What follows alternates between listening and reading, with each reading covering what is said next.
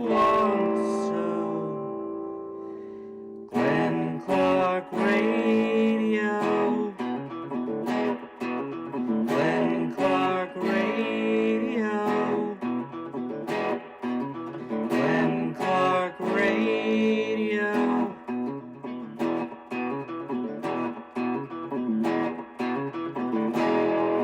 Duke sucks. Good morning. It's Tuesday edition of Glenn Clark Radio. I'm Glenn. He's Griffin.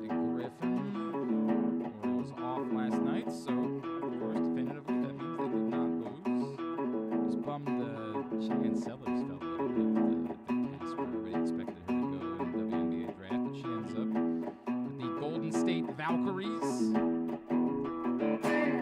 And I would say arguably the greatest player in Golden State Valkyries history. Really? You tell me who's more significant in the history of the Golden State Valkyries than Cheyenne Sellers. Yep, that's what I thought. I don't know. Yeah, that's what I Player-wise, you probably got a good argument. Yeah.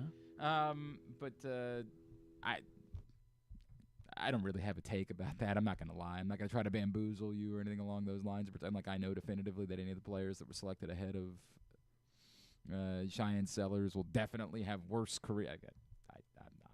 I can't do it. But I guess still, congratulations to Cheyenne Sellers, who went in the second round of the WNBA draft last night. Orioles will get back in action tonight.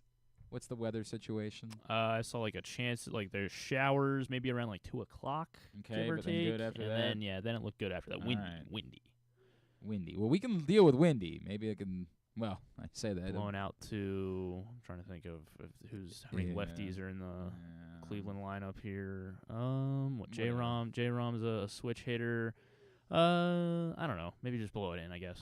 Okay. Yeah. The Maybe. less not- less fly balls. Charlie Given Morton how gives much up. hard contact Charlie Morton has given up It might this not season, matter. Yikes. Yeah, Charlie Morton goes. Maybe the fourth time will be the charm, right? Like, That's what they say, right? that's what they always say. The old saying goes, "Fourth time's the charm." That's the one where everything tends to. Ryan Ripken was trying to sell us yesterday that Charlie Morton's coming off his best start. So, Which is. I don't know. Yeah. Coming up a little bit later on, we will talk some Orioles with Jacob Calvin Meyer of the Baltimore Sun, get his thoughts on what we have seen so far. A lot of talk about how the Orioles are getting squeezed, and they are, right? Like that's true, but that doesn't. Like Paul and I tried to have this exercise on the bat around on Sunday. Is you also can look at some of the BABIP numbers, and you can create a scenario by which the Orioles have hit dramatically more hard hit balls than they have results to show for them. And you can always say, well, there's amount of luck that's involved with that. And there's some bad luck that they've experienced as we try to dive in on offensive results and why it is they're inconsistent. It's not unfair to point out the possibility that there's a little bit of luck involved. But that doesn't help your reality. Like, you don't get to go back and change any of the results. And where does... Maybe they should. Yeah, I mean, that'd be nice. Where does bad luck become, guys now pressing because of the bad luck and then creating bad habits out of that? And then I don't... It becomes a far bigger conversation. Is there an amount of luck involved? Yes, 100%. There are plenty of numbers that exist. Both. Look, you want to say the strike three calls on Sunday were abomination? There was one last night that was even worse. I don't remember what game it was, but the internet was abuzz with one particular strike three call last night, and I want to say it was JT Realmuto, maybe. It was the Phillies game? Yeah, and it wasn't any, like, if you think the ones on Sunday were bad, I've never seen anything like this. Hang on a second. I think I found the clip. Oh, boy, yeah, wow. That was about 2 baseballs off the plate. Pull it up. You can show it. It doesn't just need to be us. We can share it with the world. Was it Realmuto? Yes, it was. I thought it was. Yeah. You were watching baseball last night. I was not. I Doesn't was sound watching like you. I was watching Twitter last night. That's what I was watching. And holy F, the Phillies are down 8-4. Now look, they're down 8-4. So they weren't in great shape. But they did have runners on first and second.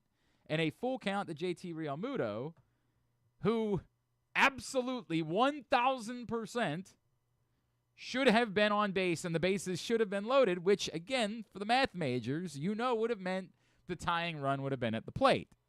And I don't even know who hits behind JT Realmuto in Philadelphia. I couldn't tell you what the likelihood is that there was going to be a tying grand slam, but what I know is what happened is an utter abomination.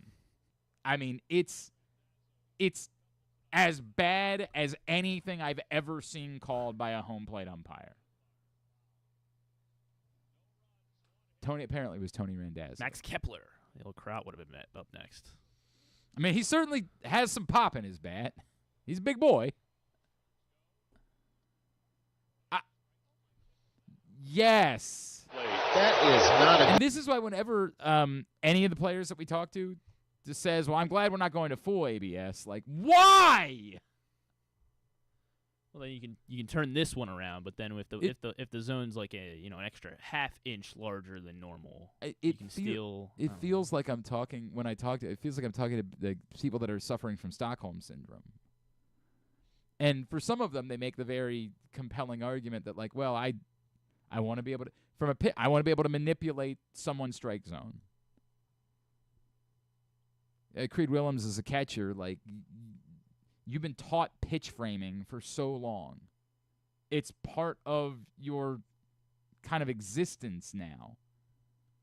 And if you think you're good at it, to then wake up one day and be told, hey, by the way, that part of your game that you think gives you an advantage, we're getting rid of it. Like, I sort of understand why there's some reluctance from certain people. The point about having limited challenges is what happened last night to JT Realmuto, or what happened to Jordan Westberg twice on Sunday. What if you don't have your challenge? What if in that moment, this one was obvious, right? Like, it's the difference between the bases loaded and the bottom of the seventh inning. But what if early on in the game, because both of those were in Westberg's first two at-bats on Sunday, what if the agreement within the team is, it's just too early. We're not doing that right now. We're not using it in this moment. Too early, not important enough. The opposition to just getting the calls right is wild to me. And yes, with all due respect to every catcher, I want there to never be another pitch framed ever again. In fact, I want to go the opposite way. I want it to now be that after we go to ABS, if you even try to do this crap, throw them out? You get thrown out of the game. Really? Yes. Technical foul, whatever you want to come up with. Yes, I want embellishment. It's embarrassing to the sport. It's been embarrassing to the sport for as long as it's existed. It's cheating that we've just agreed with. And then because when somebody brings it up, you're an old man that's yelling at the cloud. There is no place within a sport for this.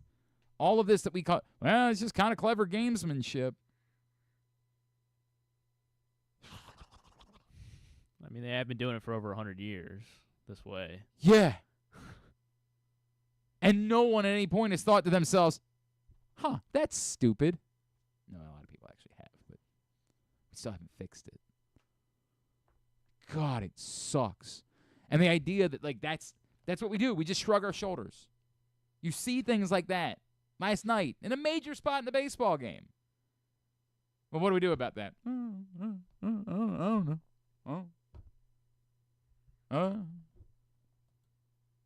don't know. I'm gonna have some tuna for dinner. What are you doing? It's so embarrassing. It's like you're living on a different planet. A planet where we have the ability, we've already done it, and yet we're just not doing it. Why? Reasons. Because I don't know. Because somebody said this is how we've done it for a long time, so we kind of don't. I don't know. I really did. I don't even care remotely about these two teams, and it worked me up last night. What was funny is apparently, so Sunday, the Phillies benefited from what should have been a strike 3. They ended up getting a walk, and then a guy hit a 2-run double right after that with 2 outs. And this is, inherently the easy way to try to we don't actually try to defend this. What we do is we try to muddy the waters. We wag the dog. We say things like that. Calls go different ways all the time in baseball. Sometimes you're going to be on the beneficial side, although, again, yesterday it seemed like everybody on the internet pointed out, the Orioles apparently have been on the lowest end this season. But that's what we do, right? Because instead of actually dealing with the problem, we wag the dog. We say, well, it's not really a problem because, the other teams are hurt by it too, and, sometimes you benefit from it. That's what we do. We come up with, instead of actually addressing the issue, we treat it like this country does actual problems that we face. Is the education system broken? Well, yeah, the taxes. What the hell? Well, I just asked about the education system. What the hell just happened? This is what we do. We just obfuscate and conjure. And it's become our new norm. It's not just when we do the thing with politicians and talking points. It's like we do this now in our own conversations. Like you have, it's unbelievable. I don't really care all this much about what happened last night in the baseball game, but every time I see something like this, I keep coming back to we partake in this. That can happen. Nothing can be done about it. There's no gray area. There's no it's closer than you think. No. It's objectively awful. It's sort of like 3 days later, the rest of the country finally seeing what happened on the Tyler O'Neill going to third base last week thing, because I guess John Boy did a video about it. And now everybody's like, wow, that's crazy. Yeah, it was wow, crazy in the moment. And the recourse was shoulder shrug. We exist in a society of shoulder shrug. Of yeah, there's lots of money involved with these things, but shoulder shrug. Boys will be boys. Just baseball, baby. We just come up with this crap.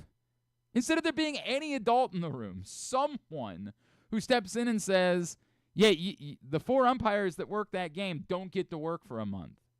Because the thing where you don't think you have to actually make a call, yeah, that's not how the sport works. All right. I don't think I managed to get myself way more worked up about this than I thought I was going to be. God. Anyway, yeah, Jacob Calvin Meyer is going to join us. Also in a few minutes, Patrick Stevens will join us. We'll talk a little bit of hoops, a little bit of lacrosse with Patrick as we are. This is the final week of the regular season in the Big Ten, which is crazy. For most other conferences, it's the following week, but the Big Ten does. They separate the quarterfinals and the semifinal by a week or so. But that does mean Hopkins, Maryland coming up. That does mean, actually this week is Loyola Navy as well in the Patriot League, so some big local rivalries coming up this weekend. We will talk about that with Patrick Stevens when he joins us here in a few minutes. Nothing else particularly significant news-wise to get to. Again, congratulations to Team Norfolk, champions once more. Of course, Trivia last night. I was wondering, yeah. It was ugly, though. Oh, it was an ugly. This was a ball buster. Are you guys going to get it done in the playoffs? I don't know how I feel. Isn't that the thing that always hits? It's normally because also we can't make it to the playoffs. Because it's like a weekend or something? Yeah, it's always on a Saturday, and I typically have work on Saturdays, so I barely ever play. Oh, you're saying you're the best player? Well, it wouldn't hurt if I was available. I know that much. Actually, half the team typically has to work in the playoffs. There's normally 2 guys that are able to show up for the playoffs. There was only one sports question last night, and we didn't get it because it was in a very unique format. Best player over here. They call it the 6-4-2 format, where they give you a hint, And if you think you know the answer, you can race up quickly. Or you can wait. And if you get it on the first try, you get 6 points. Gotcha. If you wait for the second hint, then you could only get 4 points. And if you wait for the third hint, which is usually pretty easy, then you'd only get 2 points. You guys got 0? Well, because we raced it up on the first one. Oh, okay. Yeah. The question was, it's in a format of who am I, right? I am an American professional sports team. Okay. The Dallas Cowboys. In 1979. See, this is why if you had raced it up based on that, you would have gotten 0. Wow, Dallas Cowboys is a good guess, I think. So I know, but you would have gotten 0, and you couldn't make it back up. In 1979, I drafted quarterbacks Dan Marino and John Elway. They drafted both of them. You can race your answer up, or you can say I'd rather wait. So you raced it up. Who did Elway not want to play for? Was it? I think it was the New York Giants. Was it? I'm gonna go because I guess I thought Marino was drafted by the Dolphins, but I guess apparently not. Unless it is the Dolphins here, and Elway didn't want to play for the Dolphins. I'll go with the New York Giants. That's my guess. Boy, this is gonna look really bad For me? Yeah. Well, I mean, I wasn't alive in 1979. It's not gonna save you. Everything that just happened there. That was all wrong. Everything that you just. Well, you got did, it wrong too, right? I did, but I did the math right. I just got the wrong result. Okay. Well, we were both wrong. You just said the sentence. Who did John Elway not want to play for? The part that's very frustrating about what you did and why somebody is punching air currently Some is Broncos because fan? no, quite famously, there was a football team that John Elway refused to play for. Quite famously. Yeah. Very famously. Was it the Broncos he didn't want to Oh, play for? God, Griffin. I don't know who Elway God. I don't remember who Elway didn't want to play for. I said I know Elway didn't want to play for somebody. I didn't know who. Oh. It's worse because it's not the answer to this question. Okay. But, like, what you did is instead of just not getting the answer right, you created a scenario where you're showing your ass. Did he not? He didn't want to play for Baltimore. Yes! That's what it is. Okay. Very famously. So, but the Colts didn't draft either of these guys. Refused to play. Well, they did draft John Elway, but not in 1979. They drafted him in 1983. Gotcha. 1979, we raced up the answer of a team that I knew had drafted John Elway, but didn't know if they had drafted Dan Marino, but knew they had drafted John Elway, and so I thought there was a chance that they had drafted both, and the answer that we raced up was the New York Yankees. Gotcha. The New York Yankees drafted a football in 1981 drafted John Elway, unfortunately. Not in 1979. So I ended up being wrong. And if I had waited it out for the 4-pointer, I would have gotten it. Because the 4-pointer was, we won our first championship in 1985, defeating a team from the same state. Gotcha. The Bears won in '85. Unless I guess the Super Bowl was in '86, so that's why. Oh God. Oh, this is painful. So it's not a football team. Is that what's? Is that where? What did I say my guess was? Yeah, I don't think you said yet. I Or you did. said your first guess was the Yankees. Yeah. Yes. So it was a baseball team. Oh God. Why am I having not? Why am I wrong for thinking it's a football team heart when you named 2 football players in the question?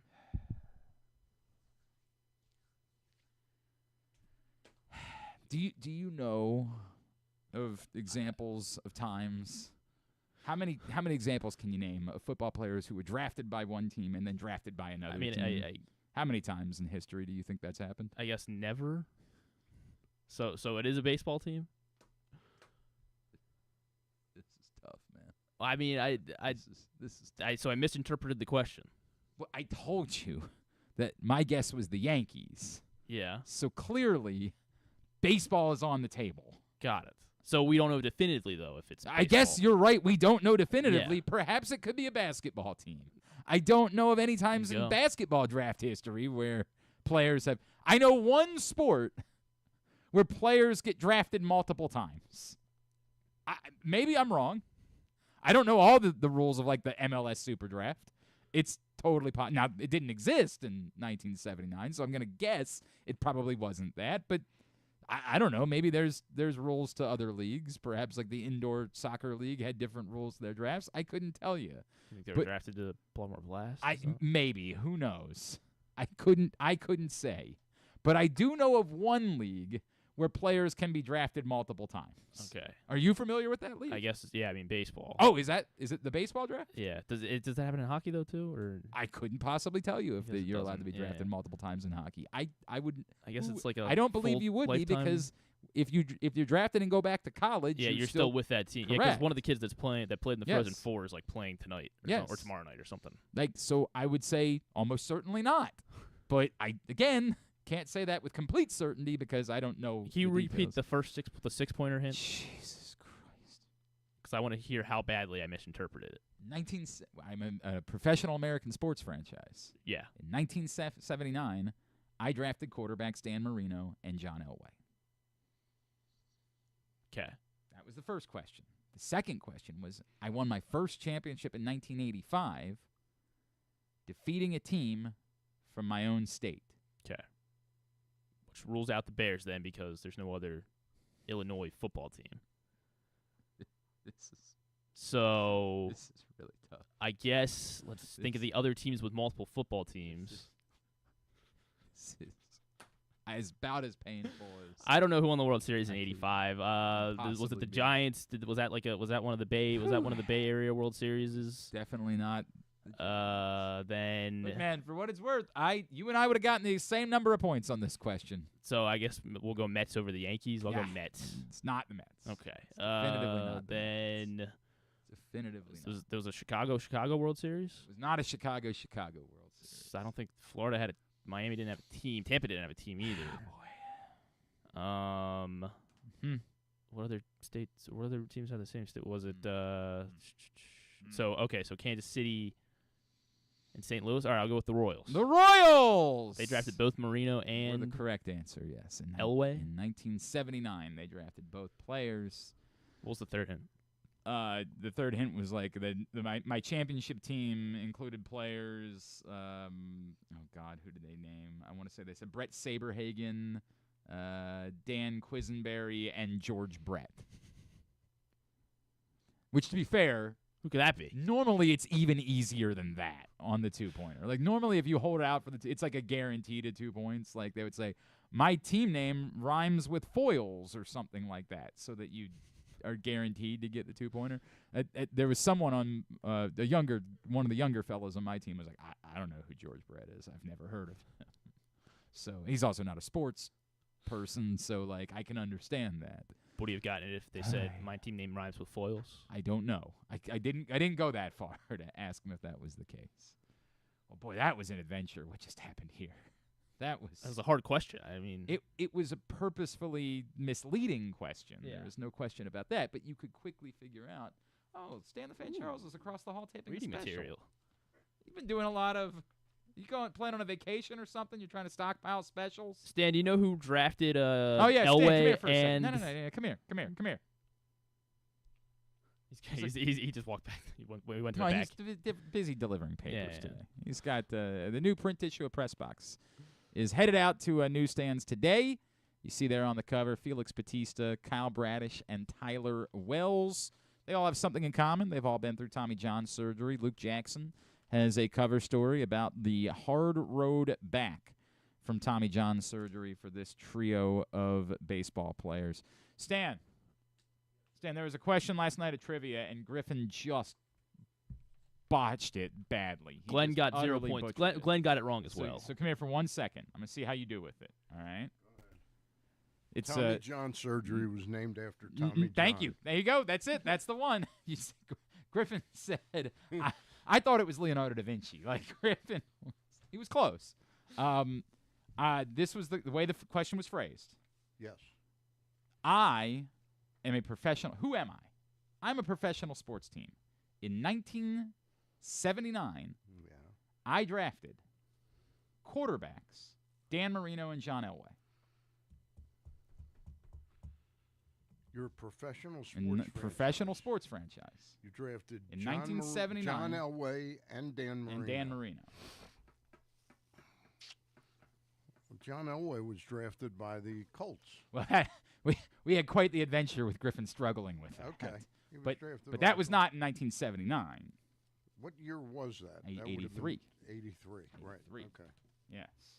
So did people actually draft the two of them in 79? Someone drafted both John Elway and Dan Marino in Professional 1979. franchise. A professional I have no sports idea franchise. who that was. So you're struggling with the same thing that Oh, Griffin the New York struggled with. Yankees. See, that's what my guess was. My guess immediately, because you could, Right. the way that's set up is you can. But wasn't Elway After- drafted like in 82 by the Yankees? In 81 by the 81 by Yankees. the Yankees. 81 by But the somebody Yankees. drafted him in In 79. 79 out of high school.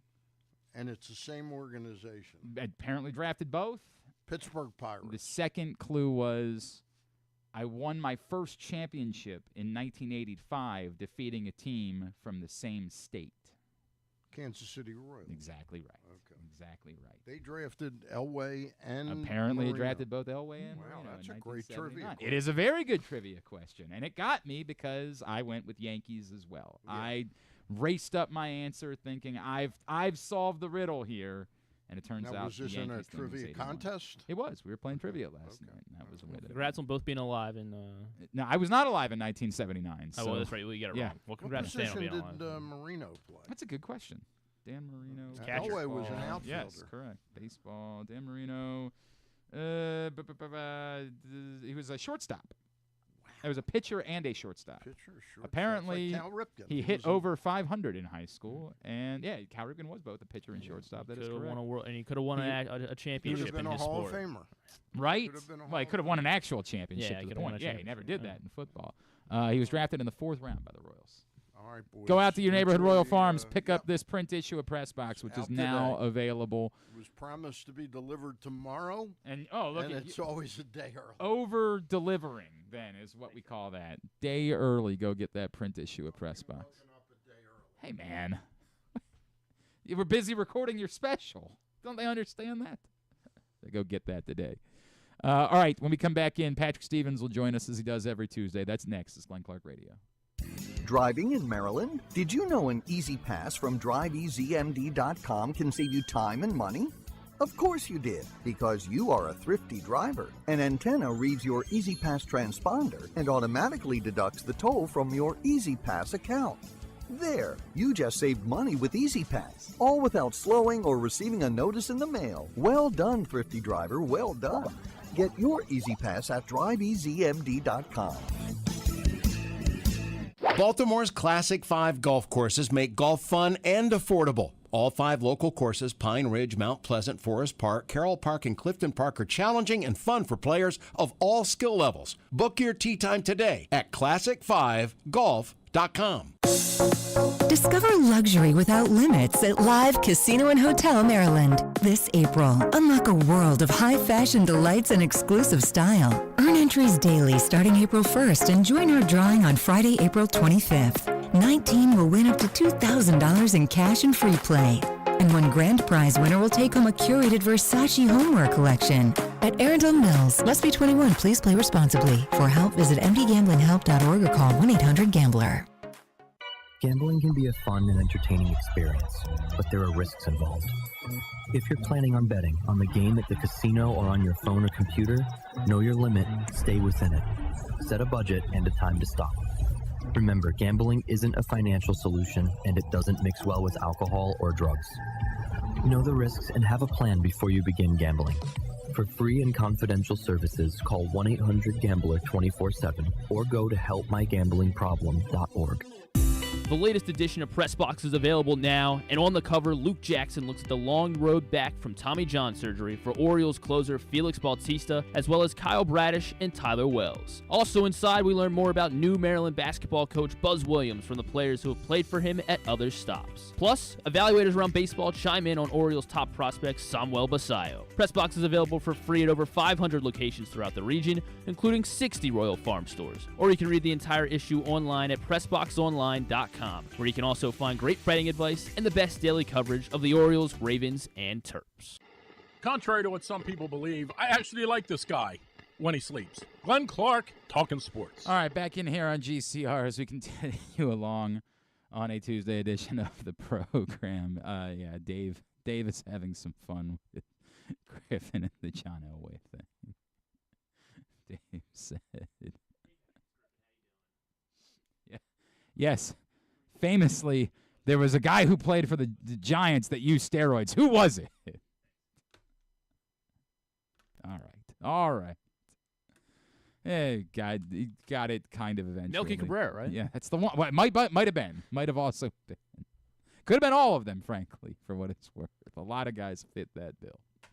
All right, it's a Tuesday. Every Tuesday we talk college sports with our friend Mr. Patrick Stevens, USA Lacrosse Magazine, Washington Post, at Discourse, D1S Course, on Twitter and Blue Sky. Patrick, good morning, my friend. How are you? I'm well, Glenn. How are you? I'm all right. Can I assume that you don't have much to say about the roster construction of the Maryland basketball team at this point? Not particularly. All right, then we can move right along to other topics then. We talked about it last week that going into it, Johns Hopkins probably had to win games. They didn't do that this week. So are we at the point where it's either they win the Big Ten tournament or there's no tournament? It's getting pretty close to that, and I would say that if there is any kind of wiggle room, it involves beating Maryland on Friday. Right. And if not, then it's basically gonna be you got to go win 3 games in a row. And for a team that just scored 4 against Penn State and had 10 against Ohio State and 8 against Rutgers, it's not looking great at this point. That there's going to be enough offense coming from the Blue Jays, but weird things happen in rivalry games, and that's why they play them and all that. So certainly a lot at stake for Hopkins as they head down to College Park Friday night. Where, as far as because again, we've talked a lot about how it's a bit more open, say, going into the tournament this year than it's been in other years. Where is Maryland comfortably at home? Like, is there nothing matters at this point? They're going to be home in the tournament. Yeah, I think they're out of games that they could lose that could knock them out of that situation. Okay. I mean, they've got 4 or 5 top 10 wins at this point. They've got 7 top 20 wins. The only team that has even 6 is Princeton. They also have 7. The only other team, I should say. So, a loss to Hopkins, which is still in the RPI, a top 20 team, and then a loss to whoever, like a Penn State or somebody in the Big Ten tournament. I don't see Maryland dropping too terribly far, and certainly not costing themselves a home game. I think they and Princeton are probably the 2 teams right now that have to feel really, really good about their chances of playing at home. And I would put Penn State just about in that group too. Wow. 3rd in the RPI, 3rd in the strength of schedule, and besides their losses to Princeton and to Maryland, they're 8-1 against everybody else. So I think Penn State's probably going to be at home, and if they beat Rutgers on Friday night, you can pretty much lock them in as a 3rd-seeded team for sure heading into conference tournament. We do this exercise a lot of times in basketball. I'll do it for you now with lacrosse. If I said you need a number and a number of teams in order to be confident that you've got the national champion, what's that number of teams this year? Oh, gosh. It probably goes down to about 7 or 8. Wow. I'd say. I mean, there's certainly some teams that you look at and go, I don't know that they've really proven a whole lot. I think Duke would fall into that category. And then you have some teams that are capable of making a Final Four, but do they have enough answers at one end of the field or another to be able to win 4 games in a row? Kind of tough to sell me on a couple other teams down in that bracket. But you start thinking about Princeton, Cornell, maybe Harvard, Maryland, Penn State, Ohio State, Notre Dame, Syracuse, Carolina. So that's 9. That might be the number. Okay. Maybe Army in there too. Right. But, yeah. I mean, I think the real issue there is that there isn't that obvious team okay, well, this team's definitely going to win 3 games. So can they beat this team on short rest? So some of it will clearly come down to matchups. I don't feel like there's a team that I'm looking at right now that I would say that team is absolutely going to be playing in the Final Four. Is Army? And I think that kind of. Yeah, I get that. I think that defines how open it is. Is Army definitively in, or does they still have to get in? They still have work to do. Yeah. And they're 6th in the RPI right now, and they're not going to get help the next 2 weeks by playing Bucknell and Loyola. So they've got to win those 2 games, and their RPI will still probably tumble a few spots. They'll have a case if they win those 2, win their first Patriot League tournament game. Let's say lose to a BU or somebody like that in the PL final, and they're sitting there with 2 losses and a victory over Carolina and an RPI that's somewhere probably around 10th. And part of the story of this season, the thing that stands out as much as anything else, is that you don't go very far past the edge of the field for teams that are like credible tournament teams. So, I mean, I have Duke as the last team in, and I'm not overwhelmed by them, but they've got a better profile than Michigan, and they have a head-to-head victory over Michigan. Yeah. And then after Michigan, you can make a pretty good case that the next most qualified team is Hopkins. And Hopkins is 1-6 against the top 20 and has an RPI in the teens and has a fair bit of work to do. As in, if they went out and beat Maryland on Friday, I still don't think they would be in the field. Yeah. So I look at it as that's kind of the defining element of this season, that there's really only about, I'd say, a dozen teams that you would believe have a realistic shot at earning an at-large. And a couple of those are probably going to end up as automatic qualifiers out of the Ivy League and the Big Ten, and maybe even the Patriot League if we count Army.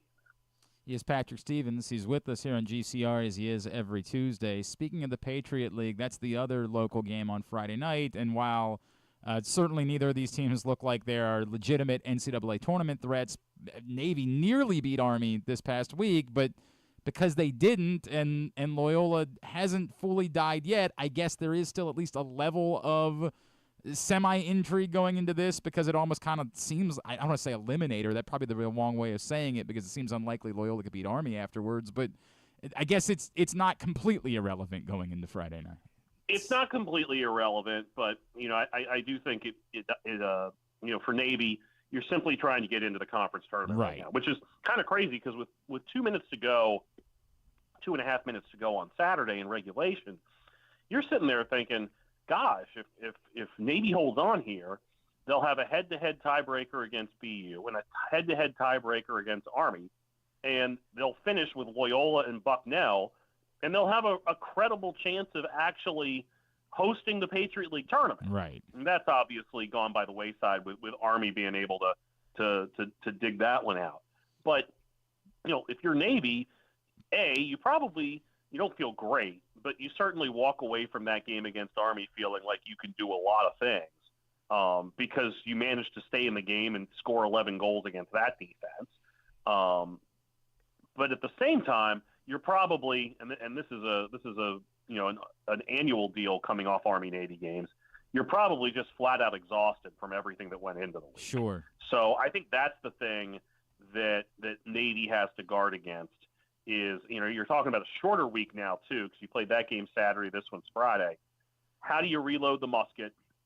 How do you have enough juice to take on a Loyola team that has at least played better over the last few weeks? They've beaten frankly the 2 worst teams in the Patriot League, and had a real shot to beat Towson. So you're not staring at a 2-10 team that is really like a 2-10 team right now. They're actually doing a little bit better than what they had earlier in the season. So if you're Navy, I really look at those first 10 to 15 minutes as pretty crucial, because it's not hard to imagine under the circumstances. You look up at the end of the first quarter and Loyola's up like 5-1 or something like that, just because Loyola has some juice and Navy's just kind of lagging a little bit for emotional reasons as much as anything else, just because of how much was invested in last week's game.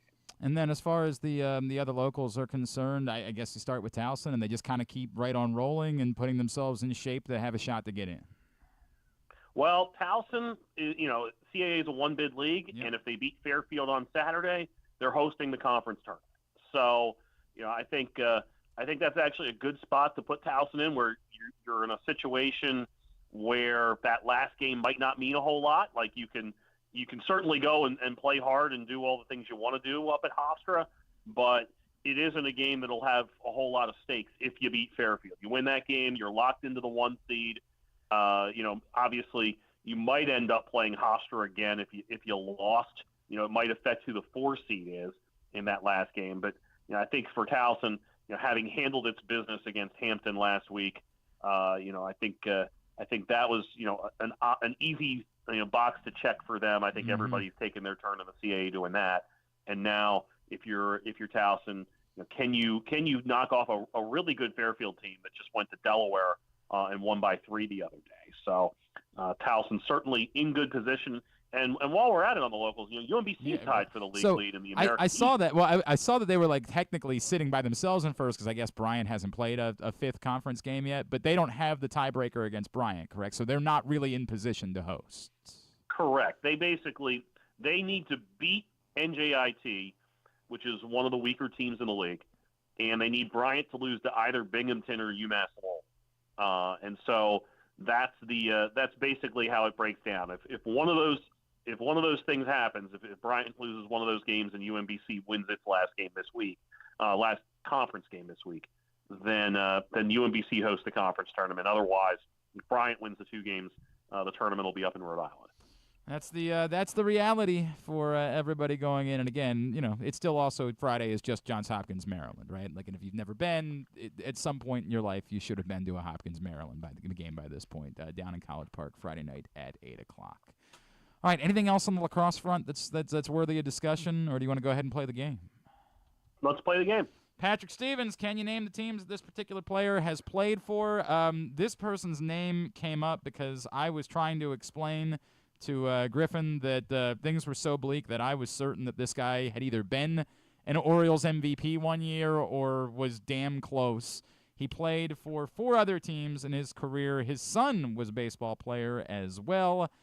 First name, never an All-Star, was 2nd Rookie of the Year voting, and once in the top 20 of MVP voting, Delino DeShields. Delino DeShields, in addition to being an Oriole, Delino DeShields was an Expo. Most certainly. He was a Dodger. Yes. He was a Cub. He was. And I believe he was a Cardinal. Sure was. There you go. Well done. All right, that means that we get to put our walking shoes on for this one because there was a name that I was going through that I hadn't done yet because I'm trying to clean out the list of all the people that are worth doing before I curl back to 3 teams. And I don't know why, but I convinced myself this is going to be one where stunningly Patrick is going to do well and it's going to make no sense because this is a 7-team player. He was a relief pitcher. He was an All-Star just once in the year 2001. I am convinced that you are going to do far better than anyone possibly would with Paul Quantrill. Paul Quantrill All-Star and Toronto on the grid. This is the type of stuff. Patrick will sometimes send me his grid, and I'll just realize, I don't even know who these guys are. And I think I know more than the average person does. I'm not trying to suggest that I'm at Patrick's level, but I think I know more than the average person does. And he will text me a picture of his grid, and I'll say, it'll involve an Oriole. And I'll be like, I don't even remember who this person is. How do you remember that Paul Quantrill? Is it just because of the grid? Is that the only reason why you know that? I figured that one out, yeah. All So, right. so beyond Toronto, he was a Boston Red Sox. He sure was. He was a Philadelphia Philly. Yes, he was. He was a Dodger, He right? was, of course. I think he was in San Diego, right? How do you remember him as he was in San Diego? He did not even a half a season. It was 22 appearances in 05. God. Okay. So I'm missing 2 spots. Yeah, here for Paul Quantrill. and they're both at the end. One is actually technically a multi-year stop because he was there in 2004, and then he started 2005 there. And then after the Padres, he made a 6-game cameo at the end of his career somewhere else in 05. Okay. So in 06, he had a 6-game No, it was cameo. all of these. He did 3 teams in 05. Three teams Three in teams. 05. One of right? them was the Padres. He started somewhere in 05, and then he finished somewhere else in 05. Okay. Wow. Yeah. Let's see. Where else would Paul Quantrill? You're already apply? 5 for 7 on Paul Quantrill. Like, this is house money. Was he a Seattle Mariner? Not a Seattle Mariner, but it does feel like every notable reliever was. It didn't feel like a bad play. Right. Paul. As I recall, Paul Quantrill was kind of a sinker ball type, I think.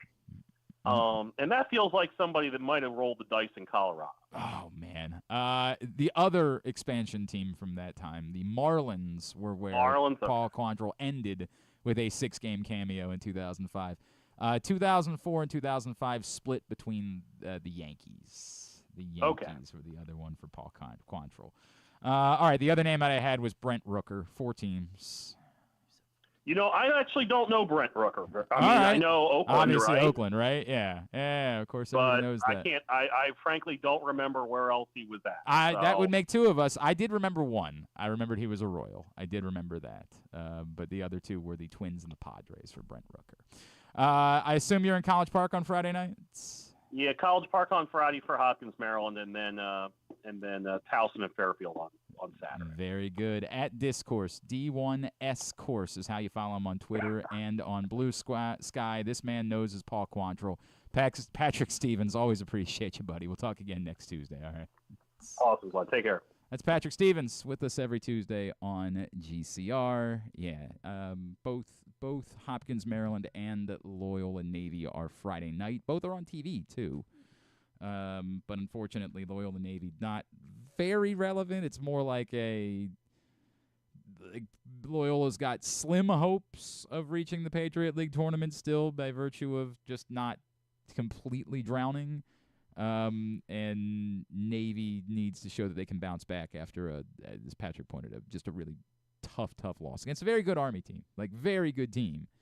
But they had them up by 2 late in the 4th quarter and just let it slip away. So they got to prove they can bounce back.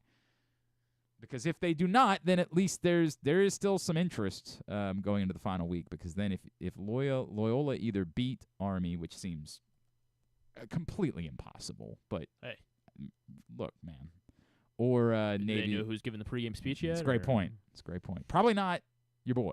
Either they were to beat Army or Navy were to lose to Bucknell, then Loyola would be able to get into the Patriot League tournament over them, which, again, we're talking about kind of the bottom end of the Patriot League tournament now, and that's a bummer. Beat Army once, beat them twice. Sure. Go right ahead and do it. And as Patrick pointed out, the disappointing part is that for Navy, like, things were really starting to come together when you looked up in the 4th quarter and you're like, wow, this could be a completely different animal if they had held on to that late lead against Army. But alas, that was not the case. All right, into hour number 2 of the show. Hey, I mentioned it yesterday. If you don't have plans for where you're watching WrestleMania this weekend, I got good news for you. Oh, yeah? You've got plans now. You're hanging out with me. You're hanging out with you. Do you want to show up? What's Saturday? Saturday, and it's a 2-night event. Up? Well, I mean, I've got a job for you. Okay. I have another job on Saturday, but obviously the WrestleMania is a night, an evening thing. That is true. It doesn't start until 7:00. I'm not sure. All right then. I'm not going to say us. Could be anybody. Could be Carson. I don't know. Who knows? It could be anyone at all that could be joining me. WrestleMania, of course, is Saturday and Sunday night. I believe Saturday night's main event is CM Punk versus Roman Reigns versus Seth Rollins. Seth freaking Rollins. Thank you. We don't use the government name around here. We don't do that. That's a little bit much. Show the guy with some respect. And then on Sunday, revolutionary. the main event is of course John Cena versus Cody Rhodes. Who are they? Yeah, they're noteworthy. They're noteworthy in that world. So you don't have plans. Even if you do have plans, just cancel them because our plans are better, frankly. Like, it's going to be a better week. The Ultimate Sports and Social Ring Showdown Watch Party, Saturday and Sunday, inside Sports and Social at Live Casino and Hotel Maryland. Great food and drink specials. We're going to have awesome giveaways throughout the weekend. Be doing trivia between matches. Just going to be an awful lot of fun. At one point, I believe we're going to see who who can give the best power bomb to Griffin through a table, I think, is going to be part of the part of the weekend. Did I say that you had an option? Did I lead on to the idea that there was a choice here? Sorry, I misspoke. You're going to be there. That's the way that it's going to go. But yeah, this is the place to be on Saturday and Sunday night. Sports and Social inside Live Casino and Hotel. You can visit their website right now, maryland.livecasinohotel.com. You want to make reservations make sure you get your table, your reclining chairs for Saturday and or Sunday night. It's going to be awesome. Going to have a truly great time hanging out inside Sports and Social at Live Casino and Hotel. Come join us this weekend. We come back in. We will, in just a bit, be joined by Jacob Calvin Meyer from the Baltimore Sun to talk some Orioles. That's on the way. It is a Tuesday edition of Glenn Clark Radio. Discover luxury without limits at Live Casino and Hotel Maryland. This April, unlock a world of high fashion delights and exclusive style. Earn entries daily starting April 1st and join our drawing on Friday, April 25th. 19 will win up to $2,000 in cash and free play. And one grand prize winner will take home a curated Versace homeware collection. At Arundel Mills, must be 21. Please play responsibly. For help, visit mdgamblinghelp.org or call 1-800-GAMBLER.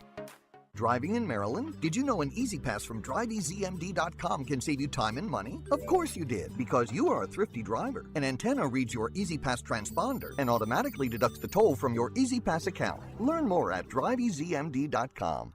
What makes the Costas Inn so special? This is Stan the Fan telling you that it's the people that work for you, cooking and serving. But that menu is also special with a capital S. Soups, salads, the raw bar, pasta dishes, seafood specialties, and entrees like the Costas combos, steaks, chops, ribs, amazingly delicious meatloaf, and all manner of delicious spilling sandwiches, including pit beef and turkey and subs. Of course, the steamed crabs are as good as you can get anywhere, and they serve them 12 months a year. The crab cakes are out of this world. Costas is open 7 days a week for lunch and dinner at 4100 North Point Boulevard, and coming soon, very soon, Costas in Timonium at the OTB Parlor at Timonium Racecourse. We'll get you the opening date real soon. Gambling can be a fun and entertaining experience, but there are risks involved. If you're planning on betting on the game at the casino or on your phone or computer, know your limit, stay within it. Set a budget and a time to stop. Remember, gambling isn't a financial solution, and it doesn't mix well with alcohol or drugs. Know the risks and have a plan before you begin gambling. For free and confidential services, call 1-800-GAMBLER 24/7 or go to helpmygamblingproblem.org. Want to improve your golf game or learn to play for the first time? The Baltimore Golf Academy has fun, instructional programs for the beginner golfer to everyday players. The Baltimore Golf Academy can take your game to the next level. Enroll today at baltimoregolfacademy.com. Whether your focus is luxury and comfort, convenience and technologically advanced connectivity, or sporty performance and aggressive styling, we've got the perfect Highlander for you. Check out buyatoyota.com for deals on new Highlanders from your local Toyota dealer today. Coming back in here with Glenn and the other guy, Garrett, whatever his name is. You know who they are. All right, back in here. Hello. Oh, hi. Back in here on Glenn Clark Radio. I'm Glenn. He's Griffin. I still talk, I think, for a living. I don't know what the hell just happened there. One topic that came up over the course of the last, oddly, 24 to 36 hours. For some reason, in the aftermath of Nico Iamaleava leaving Tennessee, multiple different national college football writers did like their get me some attention infographics on social media of where could Nico Iamaleava land, and Brad Crawford from 24/7 Sports, and there was somebody else, both had Maryland on their graphics. It was like one of the 5 places that was most likely to be a landing spot for the Tennessee quarterback. And it was quite the head-scratcher for just about all parties involved. I was like, do I even bother to, like, ask anybody that I know if there's some sort of amount of legitimacy to this, or do I just go ahead and dismiss it immediately? Here's what I can tell you. What I can tell you is Maryland, it would be incorrect to say they're completely set at quarterback or that they'd be unwilling to consider an alternative. Most of us are working under the assumption that Malik Washington is going to become the quarterback, if not immediately, then shortly thereafter. A lot of some of the outside noise surrounding the Maryland football program is Mike Locksley is now going to be judged by Malik Washington. You landed the guy, now you got to prove that you can win with the guy. But Maryland didn't want to move away from Billy Edwards. Like, this wasn't a you got to get out of here so that it's an easier job for Malik Washington to win situation. It was, we'd like to have you back, but we're not breaking the bank to bring you back. And if they weren't breaking the bank to bring back Billy Edwards, the notion that they're suddenly going to break the bank to bring in another quarterback just because he's available is unlikely. Now, I'm not trying to say that Nico Maliava might not be better than Billy Edwards, although I'm not really all that enamored with Nico Maliava. Like, I think he's good. He was good for. I think he's. Yeah. I think he's better than Billy Edwards, but I don't know how good he is. Like, I don't know that he's a. Is he? Yeah, he's better than Billy Edwards. Yeah, but that's to me kind of a low bar. Like, this is now you're talking about somebody who's looking for $5 million. I just don't know that that's the world that Maryland is in. I would say that Maryland is not unwilling to have a short-term option at quarterback. I don't think Mike Locksley is trying to stack the. I think a lot of people believe that the quarterback they brought in, Justin Martin from UCLA, is here to allow Malik Washington to beat him. That there's, again, the outside perspective is you don't just want to hand the job to a true freshman, but you want to set it up so that the true freshman can play. And the way you do that is you have a competition.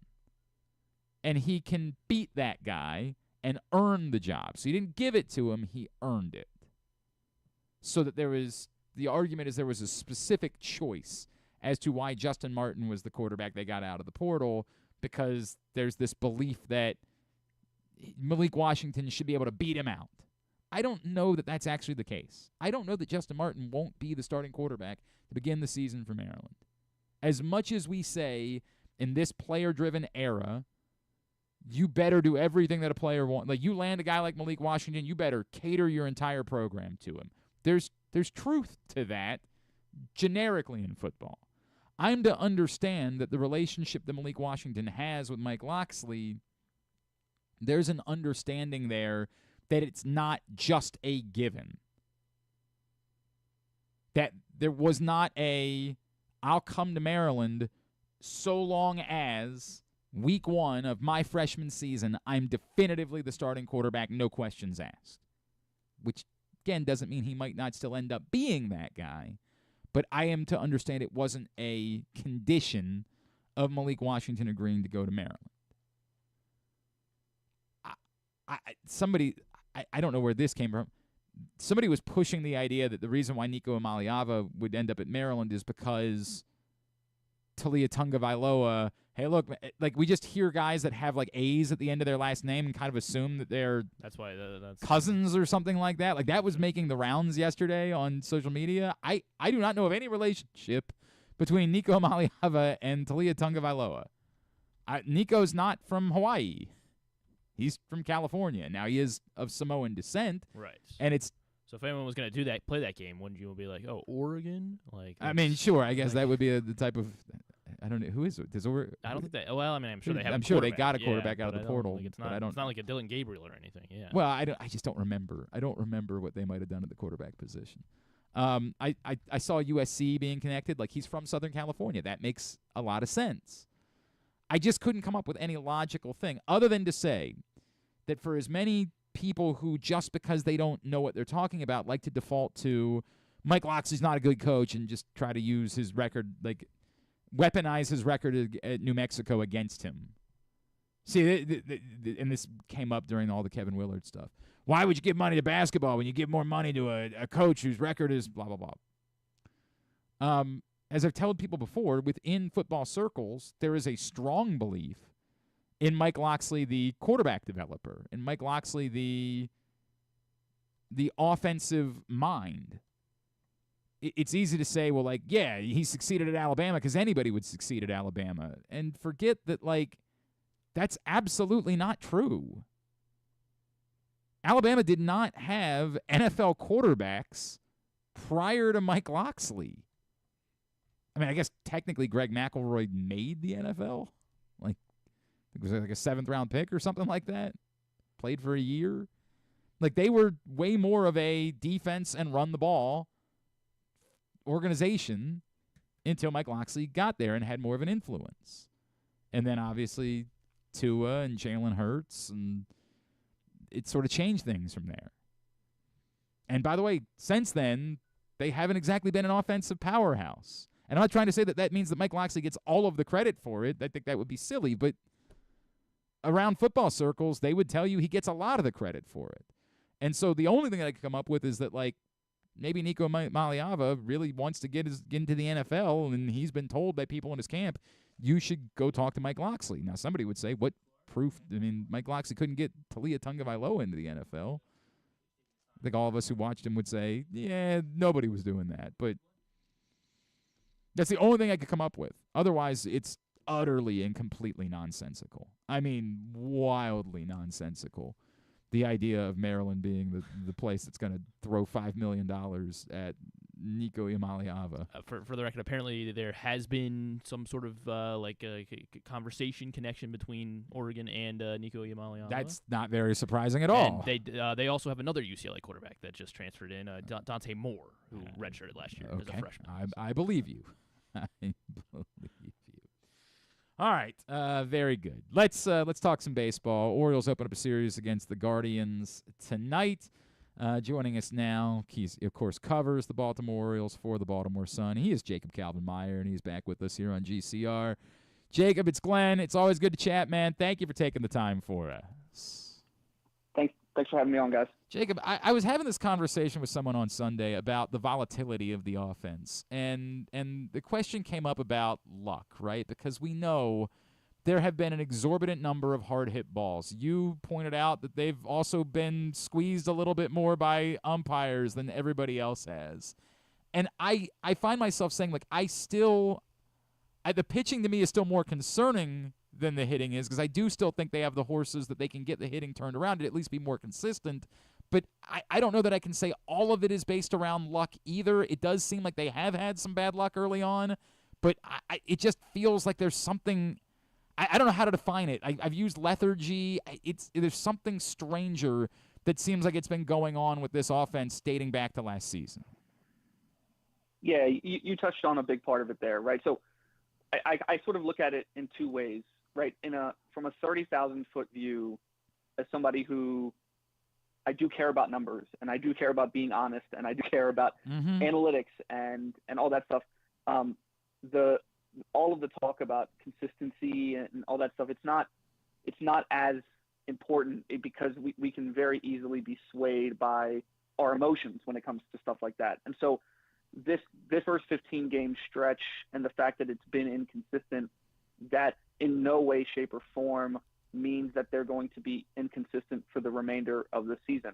Now, with that said, I do watch these games, right? I do understand the feelings and emotions of fans, and I can sense when things don't feel right either. So here's a few things to me that don't feel right. Gunnar Henderson doesn't feel right at the moment at the plate, and I think everybody can see that, and that's mostly just chalked up to the fact that he hasn't gotten going yet because he's had a late start to the season. He didn't really have a spring training. And so once Gunnar Henderson, it's not going to surprise anybody. This is actually probably going to happen within the next few weeks, maybe in May.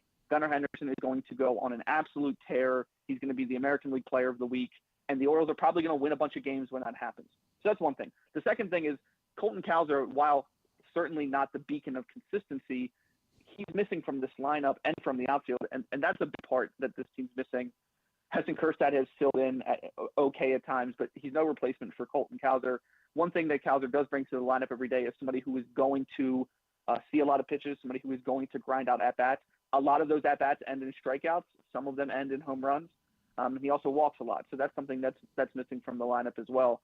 But I can't ignore the fact that it does feel a little off, and it does feel similar to what happened in the second half last season. But remember, the second half last season, Emmanuel Rivera and Levon Soto were in those lineups, not the guys that they have now. And so this past weekend was an encouraging aspect for the offense. They did put together 2 straight consistent performances offensively. That is true, other than the runner for certain scoring position thing on Sunday, which is just one of those head scratching Right. things where you say, boy, could have just used. I get it. They scored 6 runs. How do you can't really say it's the offense's fault, but boy, there were lots of opportunities to score more runs, and it just sort of didn't play out that way.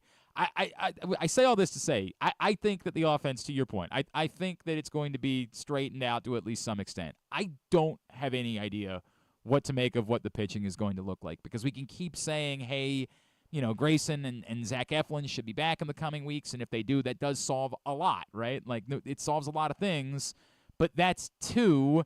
And then who behind that until Kyle Bradish, like who that's currently in the rotation, really looks like they're showing to be an answer that can help solve this, even if you do get those 2 guys back. Right. So there's a few ways to look at it, which is, okay, let's look at what the rotation is now. Right. Okay. So right now it's a 4-man rotation, and who knows what's going to happen with that 5th guy. Maybe Zach Eflin comes back in a very short period of time. I know the team hopes that happens. So let's look at each guy individually really quick. Have you? I'll ask you a question. Mm-hmm. Have you been encouraged by what you've seen from Sagano so far? I think I've seen signs that he might be able to figure it out. Yes.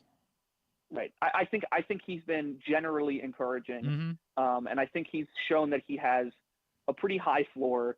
And I also don't think he has a very high ceiling. I think that's a very fair way of saying it, Jake. I think it's extraordinarily fair. Yes.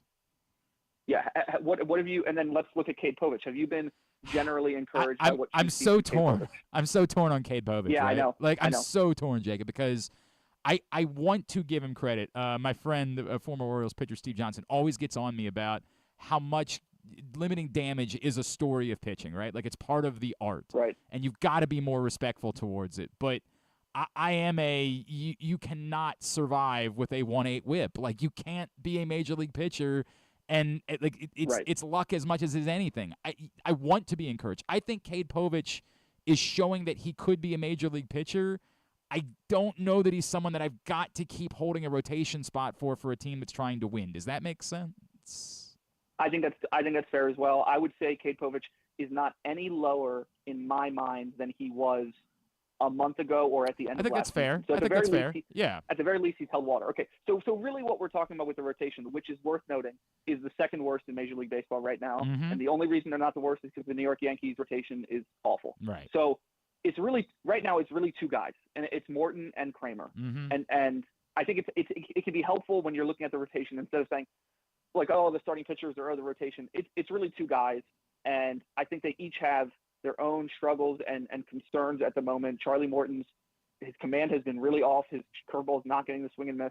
Dean Kramer isn't getting the swing and miss that he did at times in the second half last season, especially with the splitter. And if Dean Kramer leaves a pitch over the middle, it's getting absolutely hammered. And so those 2 guys are a major concern. So that's the way I look at the rotation now.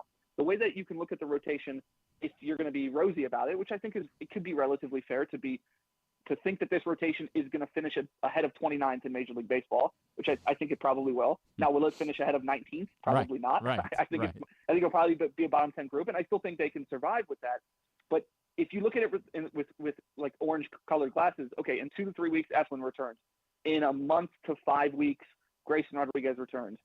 Bradish comes back in the second half, and maybe they make a deal at the deadline. And then you can start to see it put together. But that requires everybody to stay healthy, and it requires them to be the best version of themselves. About, figuring it out. And so if everybody can stay healthy from this point forward, then this rotation will be good enough for this team to make the playoffs and potentially even win in the playoffs. But the chances that everybody stays healthy is pretty low, and if they don't, then we're looking at one of the worst rotations in baseball, and and the culprit for why this team doesn't make the playoffs. Boy, but other than that, Mrs. Lincoln,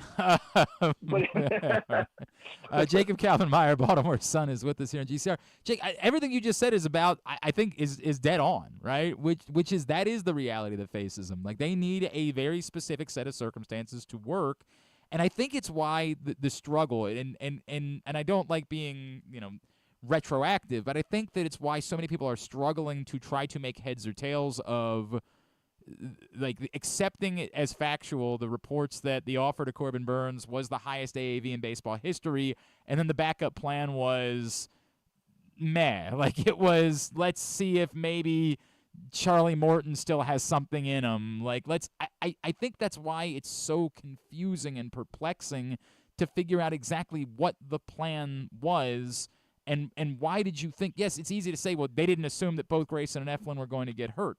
Fine, right? Like, we all know that, you're gonna lose one of your starting pitchers at some point. But you apparently wanted Corbin Burns back. But it's just very difficult to make heads or tails of that. Yeah. So I can tell you unequivocally, I believe those reports about the 4 for 180. Mm-hmm. And it does feel a little contradictory to the rest of the way that they operated their offseason.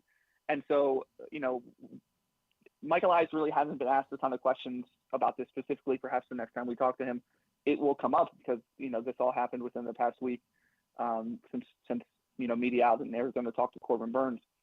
But I guess the only way that I can logically put the pieces together is that they really liked Corbin Burns. Mm-hmm. He was somebody they were willing to hitch their wagon to, and the rest of the top guys on the market were not pitchers they were willing to do the same. And in that is generally fair. Like, okay, Max Fried got 8 for 218. Mm-hmm. Man, that's a lot. I don't think Max Fried's as good as Corbin Burns. Fried also has forearm issues dating back to last season. That's never a good idea to give a guy that much money who's had recent forearm issues. So I can understand it there. And you can just keep going down the line. And I understand it individually with each guy. Like Blake Snell, he's a 5 and dive type of guy, Mm-hmm. and he's not always the healthiest in the world. Especially last season, in the first half, he was awful. And then you can keep going. And then Crochet, it's like they didn't give up the prospects necessary that the Red Sox would have, and then the Red Sox go out and sign Crochet. That guy's not a beacon of health either. And so I understand it on an individual level, but at the same time, I do agree with what you're saying in that it just feels a little strange. I keep using the word incongruent, man. Like, that's what I just keep coming back to. It's like I'm not trying to flame and be a Twitter troll or something like that, but just the facts don't seem to line up here, right? Like, I feel like I'm missing something. And I everything that you just said, I understand, because I hear it from people all the time. Well, like, you really want to give this person this amount of money, and I say I understand exactly how you feel. I think the flip side is they're the organization that's decided not to draft and develop pitching. Like, that's been the philosophy since Mike Elias came in, to say there's too much volatility with young pitchers. We're not going to draft them high. These assets are too important.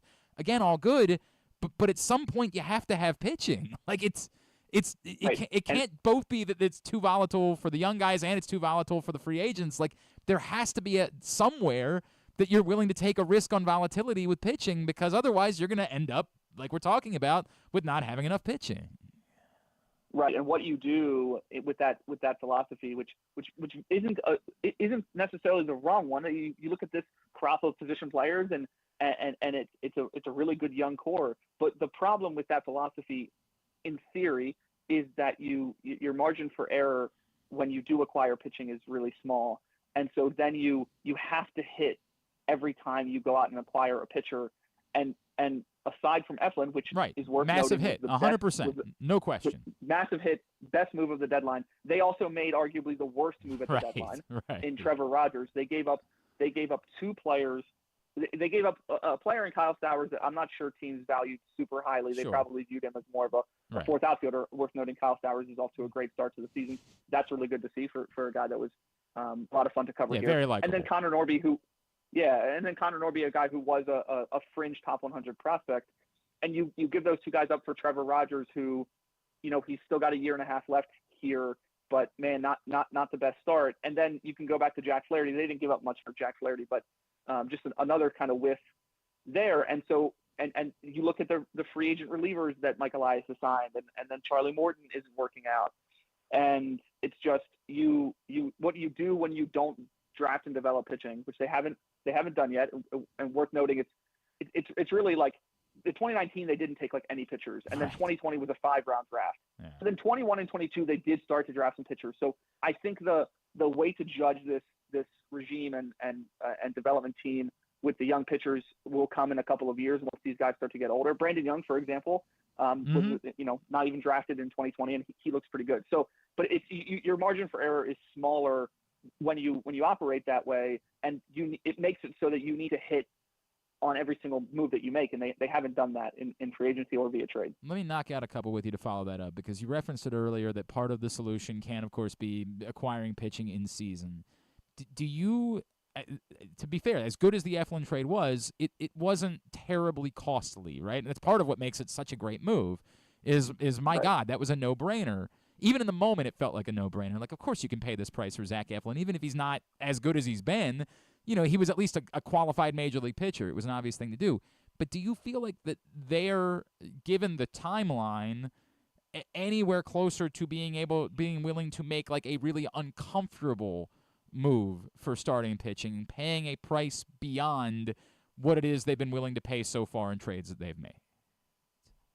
Yeah, so I think there's two answers to that, which is one, I think they've already done that, and I think they did it with Trevor Rogers, and I wonder if that hurt. Yeah, right. That hurts. And I wonder if that experience will lead them to not make a similar move in the future, or if sometimes you roll the dice and you get 2 ones, and it doesn't work out. I don't know what that's going to turn out to be. But I'm pretty certain. Listen, they had kept Connor Norby for a long time. Yep. And he was pretty clearly big league ready, and he's hurt to begin the season. But the dude can hit, and I understand all the fans that were like, "Oh, there's no space for him here, and he's blocked, and all this." And it's like that's a very short-term way to view things. And I know they liked Connor Norby, and to give him up and to really get nothing in return thus far probably hurt. Now, the second part of that is, are they going to be willing to give up Kobe Mayo plus other stuff for a guy? I think maybe, but it has to be somebody that they're uber confident in. And I don't know how many guys are out there like that, right? Cease is going to, if he gets traded at the deadline, that's 2 months of Cease. I think Kobe Mayo is probably too high a price to pay for that. Right. But then if you look at Alcantara, for example, that might be a different story. You'd have to add on stuff with Kobe Mayo. And Alcantara's an absolute dog, but he recently had Tommy John surgery, if I remember correctly. And, so it's difficult to judge. I also think it's important to note the thing I've been trying to remind myself of with Kobe Mayo, as, he's probably not thrilled. He's not thrilled to be in AAA, understandably so. He's crushing the ball right now for anybody who's tracking AAA. Nobody got him out this weekend, right? I don't think anybody's gotten him out still. And, so the thing to keep note of is he's 23 years old, and he's seemingly ready for the big league if a team could give him a legitimate shot. But with the Orioles, it's like, oh, he's blocked by Mountcastle, and there's no place to play him right now. And next year, maybe the best he could be is a platoon player. But then if you look to 2027, and I know we're looking far ahead, Mountcastle's not with this team anymore, most likely in 2027. And then Kobe Mayo is able to start every day for that team. He'll only be 26 years old when that comes around. So I understand it's tough, right? And I think why I'm looking at it this way, which is I think they're going to wait till the deadline, because if they get to the deadline and Eflin's healthy and rolling and Grayson's healthy and rolling and Bradish is about to come back, or maybe he's already, pitching rehab games, they might look at it and say, is it worth giving up Kobe Mayo for a rotation addition when we're already pretty confident with what we have? However, if they get to the deadline and Bradish has a setback and Eflin or Rodriguez are hurt and they're still in a position to win the division, I think it's a no-brainer that you have to go out and add to the rotation. I just think it depends on what it looks like when they get to mid-July, if that makes sense. I don't know. I think it makes complete sense. And then, Jacob, the last one I'll give you is just because it came up for me again yesterday. I know that much like a year ago, it seemed like for so many, it was a fait accompli that Anthony Santander was gone at the end of the year. It feels like we're having the same conversations right now with Cedric Mullins. And I just always kind of find myself asking this question of, like, why? Why does it need to be a fait accompli? Like, why? I think Enrique Bradfield looks like he's very talented, but do I know that he's a better Major League Baseball player than Cedric Mullins for the next 4 years? I don't know that at all. Is there any world where there could be a deal that would make sense, or that the Orioles aren't just moving on from Cedric Mullins at the end of this year? Yeah, that's a great question. When I started on this beat in 2023, people were already talking about this with Hayes and Mullins and Santander. And when I looked at it, I said that Mullins was in my head, Mullins was the guy that was most likely to stick around, because he is an all-around player. He can play good center field defense. Yep. And I think he was the one that made most sense. And now he's off to a really hot start. Okay. Yep. So there's two ways to look at this. If he puts up a season closer to what he did in 21, or maybe, remember that first half he had in 23, the second half he had last year. If he puts a full season together playing like this, then they're not going to sign him. They're not going to be able to. And able to is not the right word. It's not really going to make a ton of sense for them to sink in 4 years, $100 million, whatever it's going to be, for a player like that, when you have other people to pay. Now, if Mullins reverts to what he has been since 2022, which is a league average hitter, he hits about 230 with a 720 OPS and good but not great center field defense. I know people in Baltimore, they love his defense, and it looks great. The metrics say he's a good defensive center fielder, which is valuable, but he's not a Gold Glove caliber center fielder. At least the numbers don't say that, and he's never won a Gold Glove award. If he does that again this season, which will probably mean he has a long slump at some point and he reverts back to not being able to hit lefties at all, he might be somebody where the market lends Baltimore to be able to sign him to a 2-year deal or a 1-year deal with an option, right? If that's on the table, if that's possible, I think it makes a ton of sense for the Orioles, because you talk about Bradfield, he's likely not going to be ready until late next season. And even then, as a hitter, he'll probably, once he gets to the big leagues, he'll probably be like an 80, 85 OPS plus guy, where you swallow it because, he's going to take his pitches, he's going to walk some, he's going to steal 50 bases, and he's going to play Gold Glove defense, similar to what Mateo was in 22 for this team. And so that's probably what they're hoping for out of Bradfield at the beginning, but that's going to take a couple years for him to get to that point, and it's not a guarantee. And so if they can have a little bit of a buffer, a 1 to 2 year period with Mullins, I think that they would absolutely sign up for that. The question is, would Mullins sign up for that, or would he prefer a 3-year deal, for maybe a lower AAV? That's the question. It really depends on how well Mullins plays this season, but I do not, in my head, I don't consider it as much of a lock that he's gone as it was for Anthony Santander. I was convinced that I've been convinced that he was gone this whole time. I'm not as convinced with Mullins. Jacob Calvin Meyer, tremendous stuff. I know it's at J. Calvin Meyer on the website formerly known as Twitter. Of course, BaltimoreSun.com. Is there anything in particular that we can plug for you, man? No, it's funny you say the website formerly known as Twitter. I think what you mean there is the website that formerly used to not suck. Yes, Twitter. yes. It once, well, it was. I think it kind of always sucked. It didn't suck like this, though. Yeah, it's a different level of suck. It's a different level of suck. That's right. No, just follow me there. Read my stuff on the Baltimore Sun. Appreciate everybody for listening and following along, and thanks for having me on. Jacob, always appreciate it, man. Let's talk again soon, all right? Yep, see you, man. Thanks, bud. Jacob Calvin Meyer, Baltimore Sun, with us here on GCR. I thought that was so much of that was so thoughtful and very fair, and it kind of reflects where I'm feeling. Is there something I would push back about? Like, I would push back only on what Jacob said about you can't. Let's say Cedric Mullins has a great season, you can't pay him because you got other guys to pay. I guess my only question would be, do you? Like, do you? And I mean, yeah, but hypothetically you do, but are you? And that's my only, and I'm not even really pushing back because I know exactly what he's saying. I guess what I'm saying is like, at some point you got to pay one of those guys. If the answer is we can't pay Cedric Mullins because we got other guys to pay, but you're not paying other guys, then why couldn't you have paid Cedric Mullins?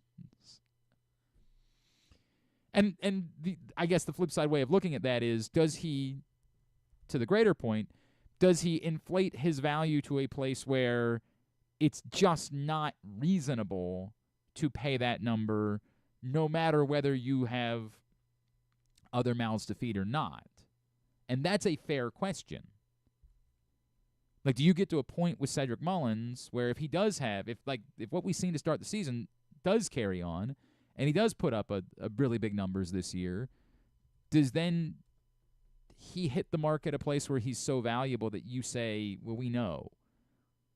Like, once upon a time, Cedric Mullins went 30-30, and I kept trying to say to everybody, you can't judge him against 30-30. He's not a 30-30 guy. He's a guy who had a 30-30 season. He's not a 30 home run hitter. But if he does something similar to that going into the market, and it doesn't seem likely, but let's just say, if he does similar to that going into the market, and the market says, well, now we'll pay him this extraordinary amount of money, you can't. I understand the thought. It just doesn't make sense to me for the plan to be, well, we can't have Cedric Mullins back. I poked around on that, and I was told that there have been exploratory conversations, maybe not recently. I don't know if they were recent or not. I was told that over the last couple of years there had been conversations with Cedric Mullins about potentially an extension, but the numbers were pretty small and never seemed reasonable. Numbers in terms of like years, just in general, like even the dollars were fairly small. Tyler O'Neill bigger than the one that I was told. And again, this is tough because I don't want to make it seem like I don't want to make it seem like I'm reporting something when really what I'm doing is telling you that, like, let me make sure I get these numbers right. Yeah. I'm not. This shouldn't be. I was told that the number that I was told would be lesser than Tyler O'Neill. But I don't want to suggest that I'm reporting that. That's just having a conversation with someone. This came up, and I'm pretty sure. I just don't want to have that come off as like Glenn Clark saying definitive. This is not vetted. This is not run by multiple sources. This is just me having a conversation because the microphone's open. Right. And well, I mean, I guess in the way that I perk my ears up at that is because under the Elias regime, there's been no one that's gotten multi-year contract except for Tyler O'Neill, and then apparently they offered one to Corbin Burns, and so it's like, what was it? Obviously, you can see what it was they trusted and liked about Corbin Burns. What was it about Tyler O'Neill that made them feel comfortable with saying, let's lock this guy down for? Well, and somebody would point back, it might not even be a multi-year deal, right? Exactly. Like, but I don't know. That's why I keep coming back to incongruent. I'm confused. I don't know what the plan is. What is going on here? They don't like being but married to any. I don't want to say it in like a way that I feels like I'm panicked about it, because I do still think there's a good core. I think it's too early to be overwhelmingly worked up about the record. Like, all of these things are true, but big picture, what is the Orioles' plan? Who could possibly pretend like they know? What is the Orioles' plan? Like, what? I remember everybody screaming at me. God, I don't remember. That's every day, yeah. But. Yeah. I think it was. I would have to dig this up because this is going back, 10 years at this point. And whether it was Buster or whether it was Kirkjian, somebody really, we ended up having a back and forth. Like, it started on the show, and then it went to social, and then it became this whole thing where I was already talking about the Manny Machado thing. And I remembered, it started on air with just, why are you worrying yourself about this instead of just enjoying Manny Machado? You've got him. You've got a generational talent in baseball. Why are you so worked up about what's going to happen with Manny Machado instead of enjoying the fact that you get to watch Manny Machado? And for 3 years, Kyle and I would get crap about it from some people, and other people, it was the reason why they listened to us. For 3 years, I did variations of segments about one of these things has to happen right now. You've got to go the proverbial all in to win with this player. You've got to extend him to make sure that you have him for years to come, or you've got to trade him. And I'm not going to say the name. I remember there being a particular beat writer at the time who, like, kind of fought me about this. So, like, you just want to sign up for them to trade Manny Machado and acknowledge they can't win? Where's the fun in that? Like, what? Going to the ballpark every day when you're not trying is unpleasant. And I'm like, that's how it. What? Like, I just remember very. I don't want to, because I'm not trying to start a fight with this guy again. But like, that's your argument for how somebody makes a baseball decision, is like you want it to be more fun when you go to the ballpark? You saw it coming. It was a train wreck you couldn't stop. None of the things that you have to do are being done. You've got to do one of these three things. Present the best possible chance to win a World Series in the short term that you think you're going to have a player, or in this case, a core. Extend so that you keep the window open and give yourself more chances. Hey, if the things we do one year don't work, well, that's fine. We still have the core in place. We'll try it again next year. Or trade when the value is the highest and acknowledge we don't have it in us right now. And nobody is suggesting that right now the Orioles should be trying to trade Adley Rutschman or Gunnar Henderson. That would be you think the city of Dallas is burning, right? Like that's it's nobody is suggesting trade Luka Doncic. But the reality is, if the plan is not, or even if it's not the plan, if you can't extend them, if you've been down the road and said, look, man, we wanted to offer Adley Rutschman this amount of money, we wanted to offer Gunnar, and they're just saying no, and you don't intend to go all in, then there's one other option. The option can't just be sit back and watch and, well, hey, it was fun to have Gunnar Henderson and Adley Rutschman for a little while. Sure, we didn't win anything of significance, but, boy, it sure made being around the Baltimore Orioles more fun. They were more relevant for a couple of years because they had those talented players. They were, yeah. And you just ask the LA Angels how much fun it is to just have talented players. And the argument is they did try to go all in. It just imploded, failed spectacularly. And by the way, sometimes that does happen. You're going to have the three best players from 3 different decades and not anything. And Anthony Rendon, and Jared Weaver, yeah. They tried. Probably could have used more pitching, but, they tried. I get it. Even when you try, it might not work. I understand that. Which of them are you doing? What is the philosophy? And I don't know what the philosophy is. I get it. Every time we bring one of these conversations up, is it really worth trading Kobe Mayo for a half a year of Dylan Cease? No, of course it's not. But you can do this forever. There's nothing, if talking yourself out of making a move was an Olympic sport, we'd all be gold medalists. Nobody's better at anything than not doing something. Think about the plans you're going to cancel in the next couple of weeks. You just know. You've made plans that you're going to cancel. We're great at it. We can do this forever. I agree with Jacob Calvin Meyer. You can't trade Kobe Mayo for a half a year of Dylan Cease. But the answer being, Hey, think about it. In 2027, Kobe Mayo won't be blocked anymore. That's the plan? The plan is Kobe Mayo isn't really a guy until 2027? What? And I'm not trying to get after Jacob Calvin Meyer because I don't think he's suggesting it's one or the other.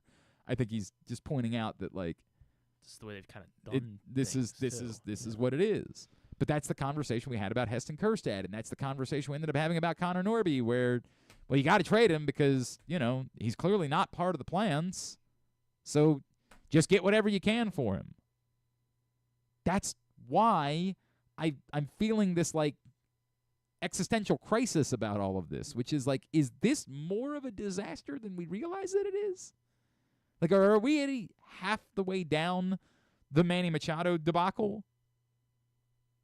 Is the train speeding and we don't have the ability to put up barriers to stop it? Is the entirety of the plan like, who knows, maybe we'll get lucky? That's what I'm struggling with. Is it's just not evident to me what is the plan. To say David Rubenstein wants to win a World Series is great. How are you doing that? Well, it's liftoff. I'm not even really trying to dunk on Mike Elias because I don't know. Some internet site put something out that made people believe that, like, Mike Elias is purposely uninterested in spending money. But that doesn't line up with Mike Elias tried to give $45 million a year to Corbin Burns either, right? Like, and it was I never wanted to talk about that quote-unquote report because it didn't come from a reporter. It came from guy on the internet. It could, with all due respect, it could have been a pink slime site. It could have been something that was set up just to get you to click on it in order to steal clicks and traffic and revenue. I don't know anything about that. Michael Elias wants to be the next Billy Bean. He wants to have a movie made about him. Whatever. Tons of people worked up. I don't remember the name of the site because they never gave it any credence. There was some report over the winter. What's Pink Slime? Pink Slime is. I think it's the same. You set up a website that's either fake or essentially fake. Pink Slime journalism. It's not. You make it look like it's a thing in order to get people to go there, but it's not really a thing. Why did they teach us this in journalism school? I don't know why they didn't. Wikipedia page isn't that big. It's not really. I guess it's the opposite of journalism. Well, yeah, no. Well, avoid this. It's more of like a media literacy. I think it's more a media literacy than it is in journalism. Like if you took a media literacy class, you should have learned about pink slime journalism. It's still relatively new. The term was coined by Ryan Smith in 2012. Yeah, I mean that's 13 years ago. Yeah. I don't know when it became. I certainly have not been saying pink slime for 13 years. I'm probably. I don't know how long I've been aware of it. A couple of years. And I don't use it much. It just happened to come up. I don't know. And I don't want to impugn the person who wrote this because maybe this person who wrote this thing isn't a pink slime person. And I don't know anything about them. But it didn't come with corroboration from 4 other, like, it wasn't like he didn't talk to Rosenthal. Ken Rosenthal saw this and said, you know what, I did some digging on this and there's some validity to this. The internet was discussing it and there was no corroboration anywhere, which suggests to me that it's closer to pink slime, that it was built to look like it was a real website, and the way that it was written looks like it's then the next thing should be, is anybody else reporting something similar? Because the notion that this one person has such an attachment to this story that no one else could possibly have is far-fetched. And again, how do you reconcile, if you wanted to believe it, Mike Elias refuses to spend money because it's an ego thing, but he wanted to offer the highest AAV contract in pitching history to Corbin Burns. That's the difficulty that I continue to have here, is how do I reconcile it? What's the plan? How do you make sense of the totality of all of this information? And I don't just want to waste 20 minutes every day talking about it, but I think it's kind of in the back of all of our heads. What are you doing here? Because it was easy when we went through the process, and it's once you get all these guys here, then you spend money to fortify it, and you got to go get yourself a winner. And while it was slow, it was easy for us to pin that on previous ownership and say it was previous ownership that was the problem.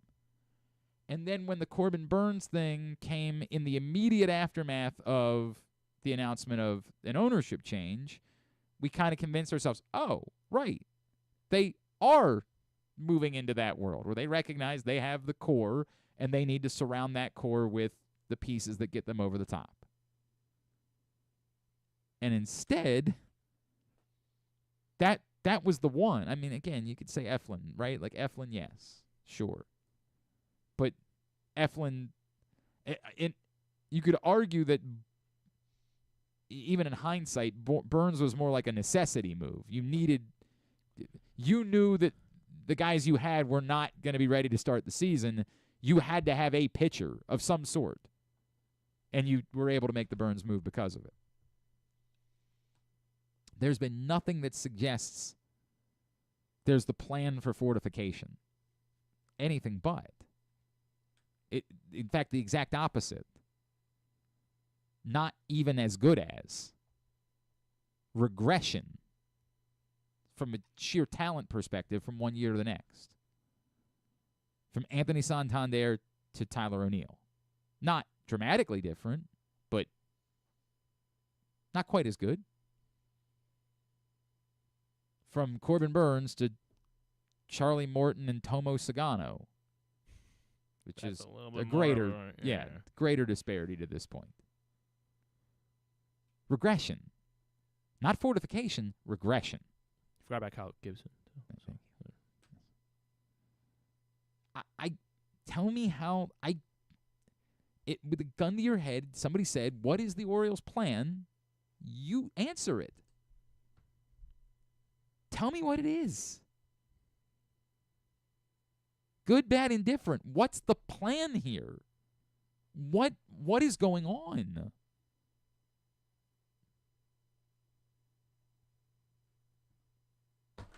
And this is where I am. And again, somebody thinks that I'm an Esther. I'm just kind of cause problems. Hopefully the plan. I've worn that a lot in my life. Hopefully step one's win tonight. Yeah, I'll take that, right? Like just go win a baseball game, and then we have something else to talk about for, do something interesting. Like yeah, sure, like fine. Maybe if Brandon Young makes a start this weekend and it looks good. I didn't even bring up who's the guy Blewett. They brought in Blewett. Oh yeah. Chase Blewett? Is that it? Yeah, Chase Blewett. Everybody tells me about how snarky I am, and now they're bringing in a mid-reliever named Blewett. I'm so sure that's going to be easy for me to... Really? Blewett. Really? So I guess he takes Colin Selby's spot on the roster today because this guy's out of options, so he's got to be on the Major League roster. So I assume that he takes Selby's spot, but then I think we had all assumed that Selby was just a placeholder until... Scott Blewett. Scott Blewett? Yeah. I knew brothers named Chris and J.D. Blewett when I was growing up. Can you dive in to see if they're related?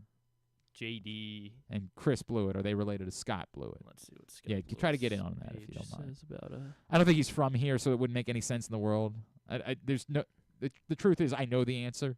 Like they're definitely not related. I don't even know if they spell the name the same way because I don't know how. It's Scott, you said? Yes. Scott Blewett. I don't know how he spells his name. Blue, like you. Blue. B-L-E-W? Yes, and then it, I-T-T. Oh, I think that is how the Blewett brothers spelled their name. But this could be a big moment. This could certainly be. Pull up his, might have an in moving forward. We'll see. Went to St. John's. Why can't I find his St. John's player card here? St. John's for college, you're saying? Yes. Okay. And where's he from originally? I got too many tabs open. All right. Well. Wait, I spelled Blewett wrong. It's actually Blue E-T-T. Ah, then forget it. Blewett. Not unrelated. Blewett. Scott Blewett. Darn.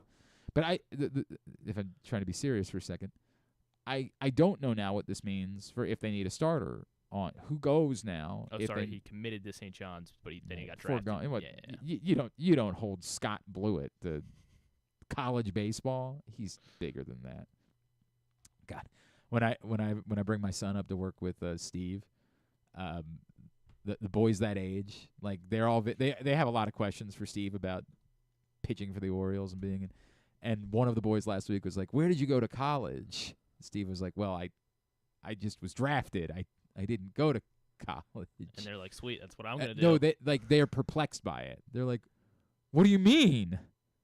What do you mean you were just drafted?" Like they can't wrap their head around like the idea that like that's how baseball works. Yeah, like that a baseball team will draft two different quarterbacks in the same year. Right. It What a makes no thought. sense. What a thought that could be what it was. Anyway, so I to say all of this, if he's taking Selby's spot, they need a pitcher on Saturday.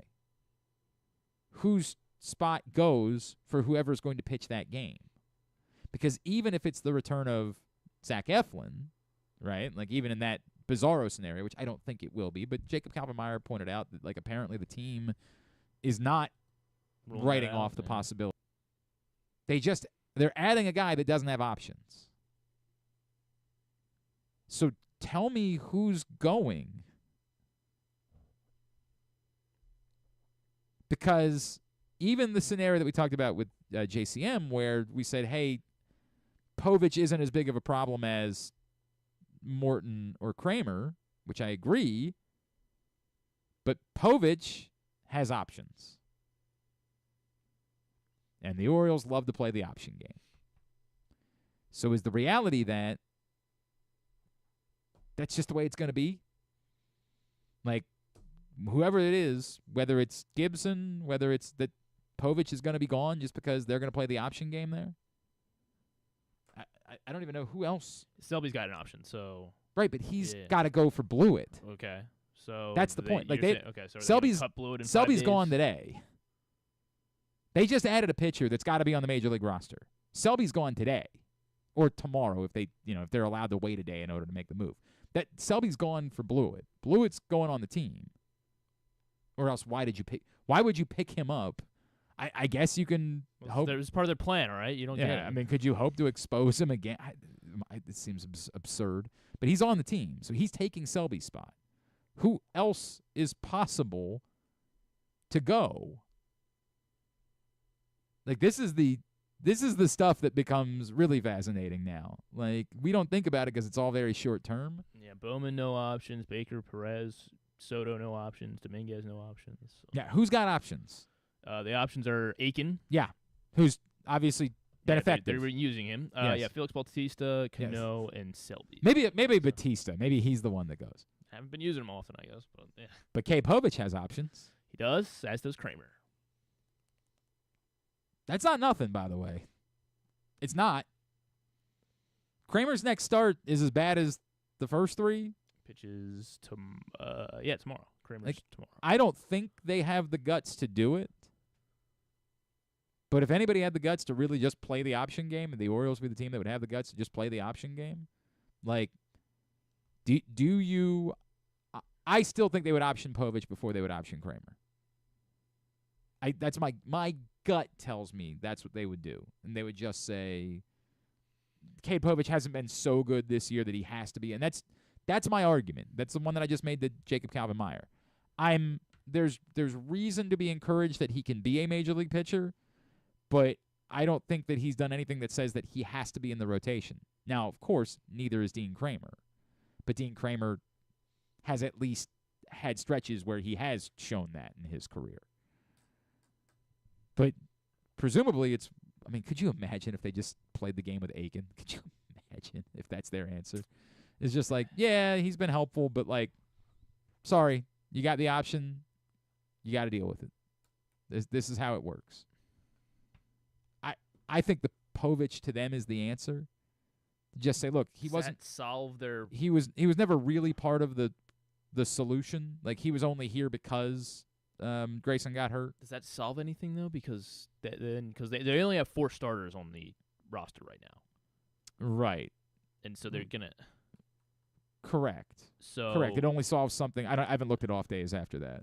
Monday, they're off Monday. They're off again on Monday, so But they then don't. They have 9 straight. Right. They don't need so they would need another starting pitcher the following Saturday. They need a starting pitcher on Saturday. They would need another starting pitcher so the following Saturday. It just pushes the problem down. Another this 7 is the days. Buck Showalter thing, where like internally you make decisions like that just because you don't know what's going to happen that week, and something might happen that week that 8 guys are solves. gonna land on IL. Correct. That solves the problem for you.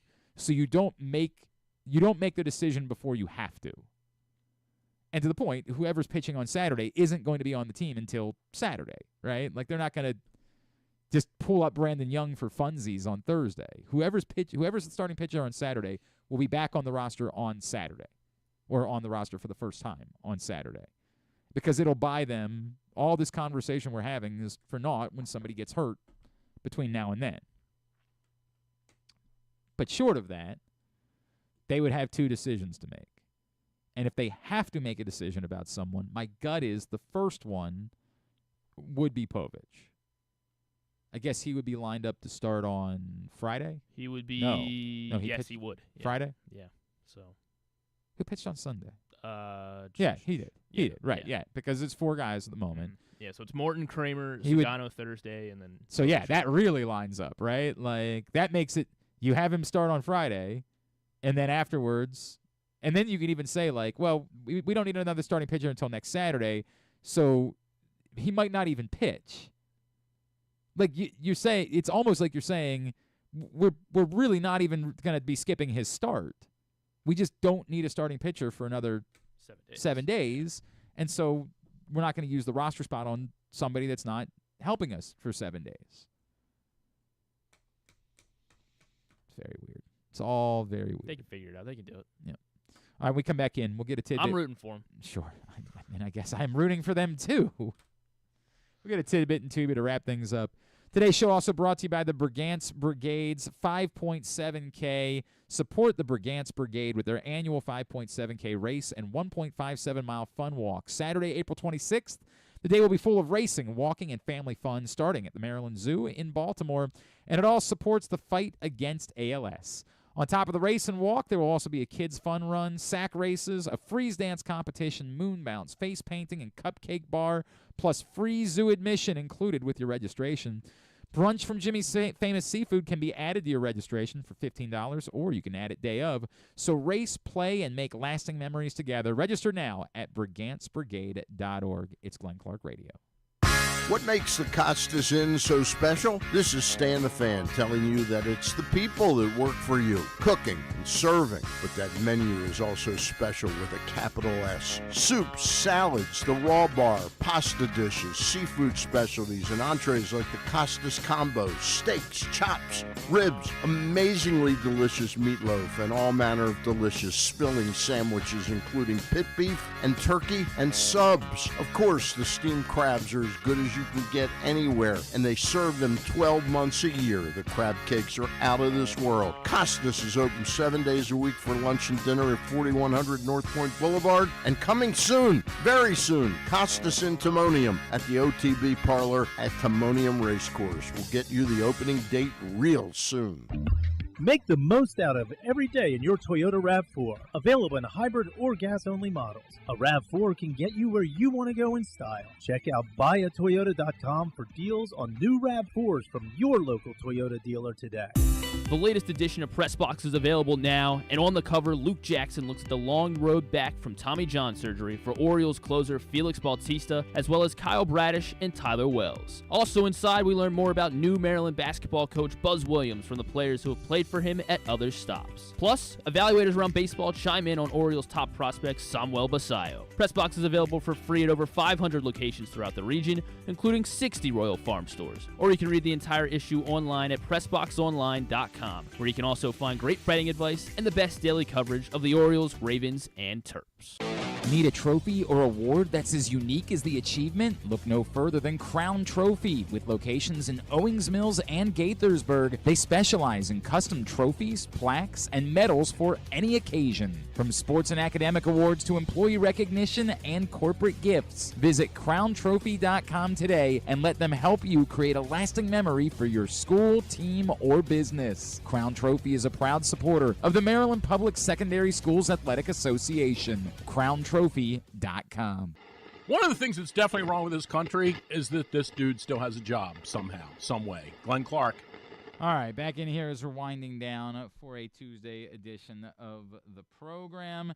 Don't forget everything you need to know when it comes to high school sports. You can find at countysports.zone. That's countysports.zone, proudly sponsored by your local Toyota dealer and buyatoyota.com. Scores, schedules, highlights. Of course, it's a Tuesday, so that means it's MIAA lacrosse day. They do Tuesdays and Fridays, although it's also spring break week, so I don't think they're doing Fridays this week. I think this is just going to be a Tuesday week. They have a uniform spring break week, or is it just? I just don't think anybody's playing. I don't think Okay. I don't think you play games on Easter weekend. Gotcha. All right, that makes sense. I don't think. Although my kids' baseball game I think is still happening on Friday night, which is weird because we definitely already started getting the emails like, "All right, we need to be sure that we have enough players for Friday." Like, why are you scheduling it? Like, you know this is a problem. Conversation, I guess maybe I'm screaming into the abyss. Okay. Moral of the story being, go find out everything that's going on in high school lacrosse and baseball and softball and all other high school sports here in the state of Maryland by checking out countysports.zone, proudly sponsored by your local Toyota dealer and buyatoyota.com. It's time for us to get a tidbit. Tidbit is brought to you by the Stan the Fan Variety Hour. Stan, Ross, and Luke got together last night. If you missed it, you can find it. Facebook.com/PressBoxSports. Click on the videos tab. Go to YouTube.com/PressBoxOnline or PressBoxOnline.com/video. As always, Stan Show is brought to you by the Costas Inn. You all right over there? Jeez. Perfect timing. Yeah, I know. Perfect Something you said. So what are we doing? Tidbit? I'm on yes, that's what we're doing. Now. The Padres, they're actually off to an 11-0 start at home. 11-0 start at home this season, which is tied for like the 10th best, I think, ever. The best start ever was sorry, I just had it and clicked it away. But Sarah Langs had it, and do you want to know? You want to try to guess the team with the best ever undefeated starts at home? How would I possibly know that? It happened in 1880. Oh, and it was the Bridegrooms. I don't know. Okay, I believe it was the White Stockings. Oh, okay. 18-0 at home to start things off. I do like guessing stocking teams. The White Stockings, of course. Also yesterday, so early on in the game, so Endy Rodriguez was starting at catcher for the Pirates, catching for Paul Skeens, and then he got in. I didn't see the actual injury, but the very first inning he had to get taken out for an injury, and so Henry Davis came in to replace him. And it was the number one overall. First ever battery, yes, of 1-1 picks with Henry Davis. Doing the catching for Paul Skeens yesterday. Paul Skeens had another good start. Pirates actually got a win, surprisingly. How about that? So yeah, that happened. First ever 1-1 also a team battery. That's confused about their direction. Yeah. Who would you rather be, the Pirates or the Orioles? I think the Orioles because they have Gunnar Henderson. I would rather have Paul Rushman? Skeens. Like if you said of which of these guys would you rather have, it'd be Paul Skeens. But just for tomorrow's question, would you rather be the Orioles? The ownership situation in Pittsburgh, like I don't know that the Orioles' new ownership is going to spend money, but I know definitively that the ownership situation in Pittsburgh is disastrous. I said the White Stockings were an 18-0 start. They were 21-0 actually at home to start. You show some respect. The team with the 18-0 start was the 1886 Bridegrooms. Wolverines. Bridegrooms not on this list. Yeah. Jim Harbaugh's been doing a hell of a job, man. Yeah, just really. It's been a long time. Last week, James Wood, another young player, age 22 or younger, became the third national to have multiple home run have multiple 2-home run games before his 23rd birthday. Also became he's not approaching this list, but the other two nationals on that list. They are Bryce Harper, Juan Soto. Yes, they both had 10+. There are only 6 guys total, so 4 other guys that have had 10 multi-home run games before their 23rd birthday in MLB history. I always guess Andrew Jones, and it's always wrong. But Andrew Jones. No, there are 2 other Braves though. Well, technically, Braves. like they're older guys, but technically that right from that franchise. Huh? So I'm just confused by what you just said. Players, one definitely a Brave. Is it Played in Acuna? No, he played in like the 70s. Oh, in the 80s. Hank Aaron. Not no. Would have been the tail end. So you're saying he would have been? Yeah, he was young. This was before he was 22. Players 22 or younger with multi-home run games. This is the most because he was only a one-time All-Star. He was the Rookie of the Year in 1978, the National League Rookie of the Year. One-time All-Star. He's not a Hall of Famer or anything. Rookie of the Year. Not didn't a win Hall anything. of Famer. It's not Dale Murphy. No.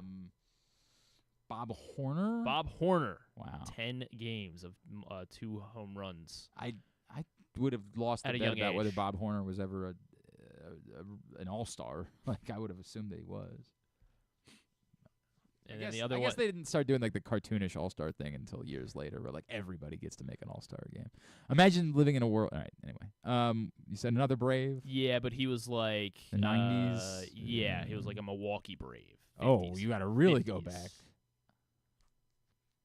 Christ. Actually, he debuted with them while they were still the Boston Braves, and then Holy they became the Milwaukee Braves. S.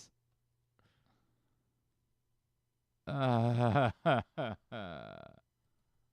not sure. He's the most all-time, 13 such multi-home run games before turning 23. I mean, Eddie Matthews? Eddie Matthews, there you go, number 1.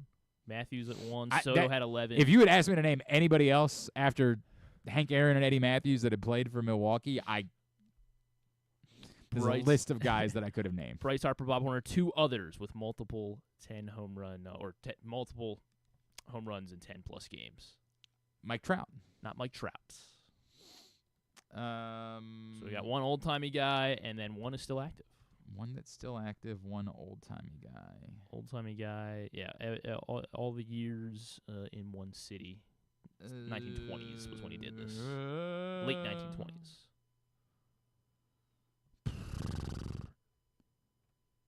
How about Ken Griffey Jr.? No. But 1920s. Jimmy Fox. No. Mel Ott. Yes, Mel Ott.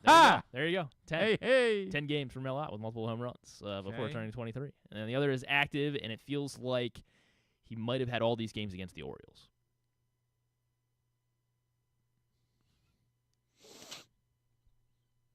Mookie Betts. Not Mookie Betts. Probably all of them in one specific season as well.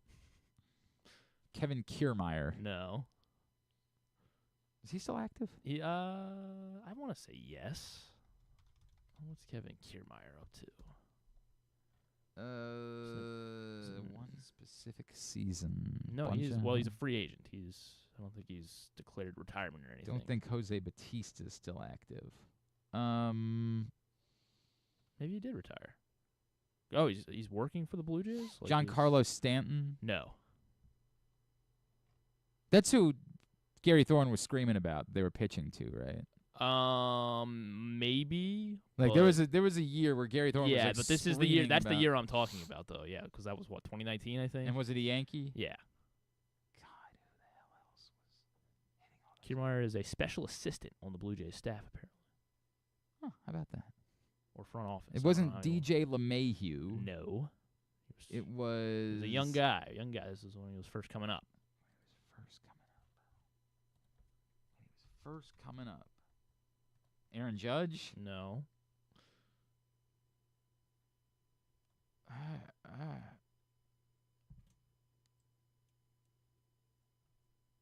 Oh, man. 10 multi-home run games before turning 23. New York Yankee, no longer a Yankee. No longer a Yankee. He was with the Yankees in 2019. Yep. He was with the Yankees until last year, actually. And hit a lot of home runs against the Orioles.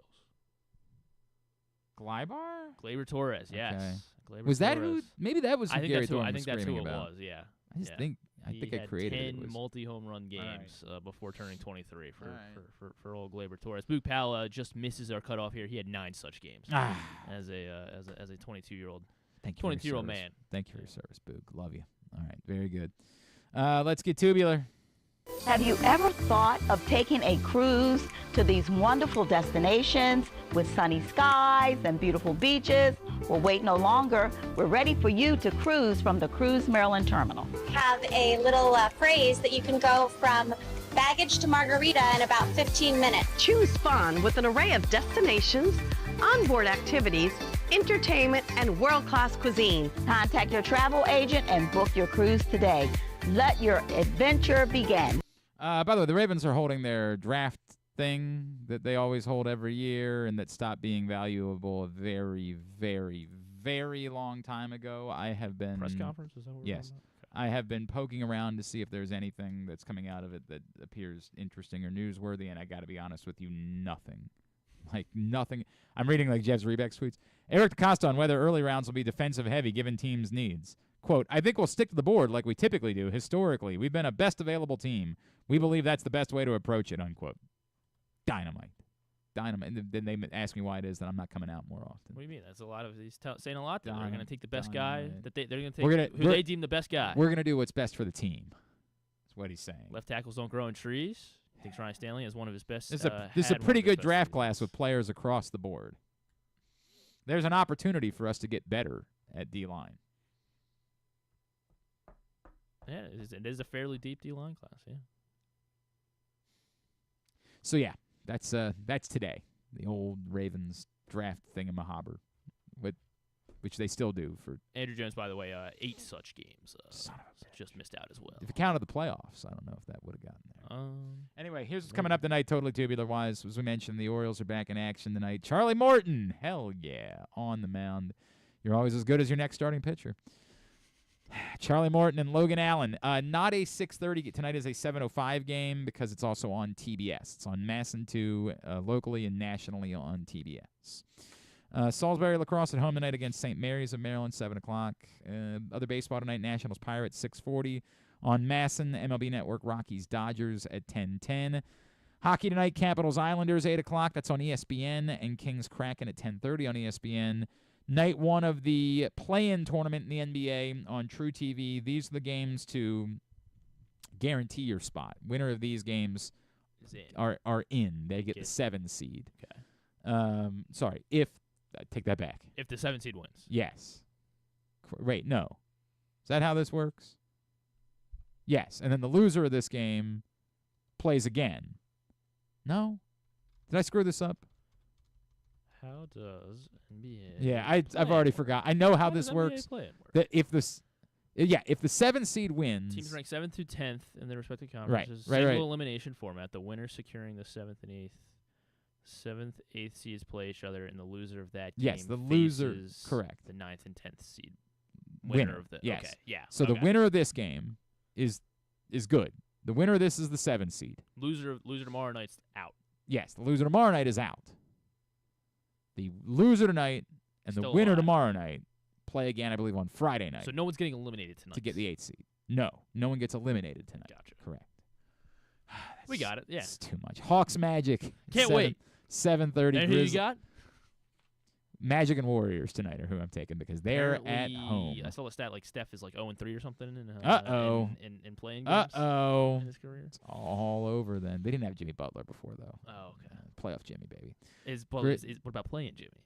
I don't know enough about playing Jimmy. I only know about Patrick Beverly in the playing games. That's the only playing hero that I'm aware of. Yeah. Grizzlies Warriors 10 o'clock. Both those games tonight on TNT and True TV. Champions League this afternoon. Aston Villa and Paris Saint-Germain at 3. Borussia Dortmund and Barcelona at 3. Both on Paramount Plus. And the CW tonight for WWE NXT at 8 o'clock. Non-sports. We got the season finale of Daredevil Born Again on Disney Plus tonight at 9. A new episode of The Handmaid's Tale on Hulu. If anyone's into Stranger Things, Netflix is doing a behind the curtain Stranger Things, The First Shadow. There was a Stranger Things prequel written as a playwright, and so they did like a little documentary kind of series thing behind the scenes. If anyone's really into Stranger Things, probably Seems cool. Pretty forced. No, I mean they made it a play. Okay. You just don't like Stranger Things, so No, I do. I like Stranger. I've watched all the Stranger Things. I like it okay, so fine. then why are you hating on this? It just doesn't. This doesn't seem like good content. This seems like content for content's sake. Well, I mean that's probably true, but is anything not content for content? No, I think there are some shows that are good. Paramount Plus has The Carters, Hurts to Love You documentary about the Nick Carter and Aaron Carter, and it's told by the siblings that are still around. So okay, yeah, that's might be good. Is Aaron the only one that's not with us? Yeah, I guess that's what I meant by that. Yeah. Okay. Yeah. We didn't lose Nick at some point, did we? I don't think so. I'd be heartbroken. I don't think so. Although ironically, Aaron Carter once followed me on Twitter. Couldn't possibly tell you why. Big Glenn Clark fan. I'm a boy band guy, but I was never an Aaron Carter guy. So did you say, "Hey Aaron, can you unfollow me?" I was just very confused by it. There was somebody else that followed me that I was confused by too. Who is the rapper that did "This Is Why I'm Hot"? This is why I'm hot. This is why I'm hot. I'm hot 'cause I'm fly. You ain't 'cause you not. It's the dumbest song in human history, but it was a smash hit. Mims. That's exactly who it was. Mims followed me on Twitter at one point. I was like, sure.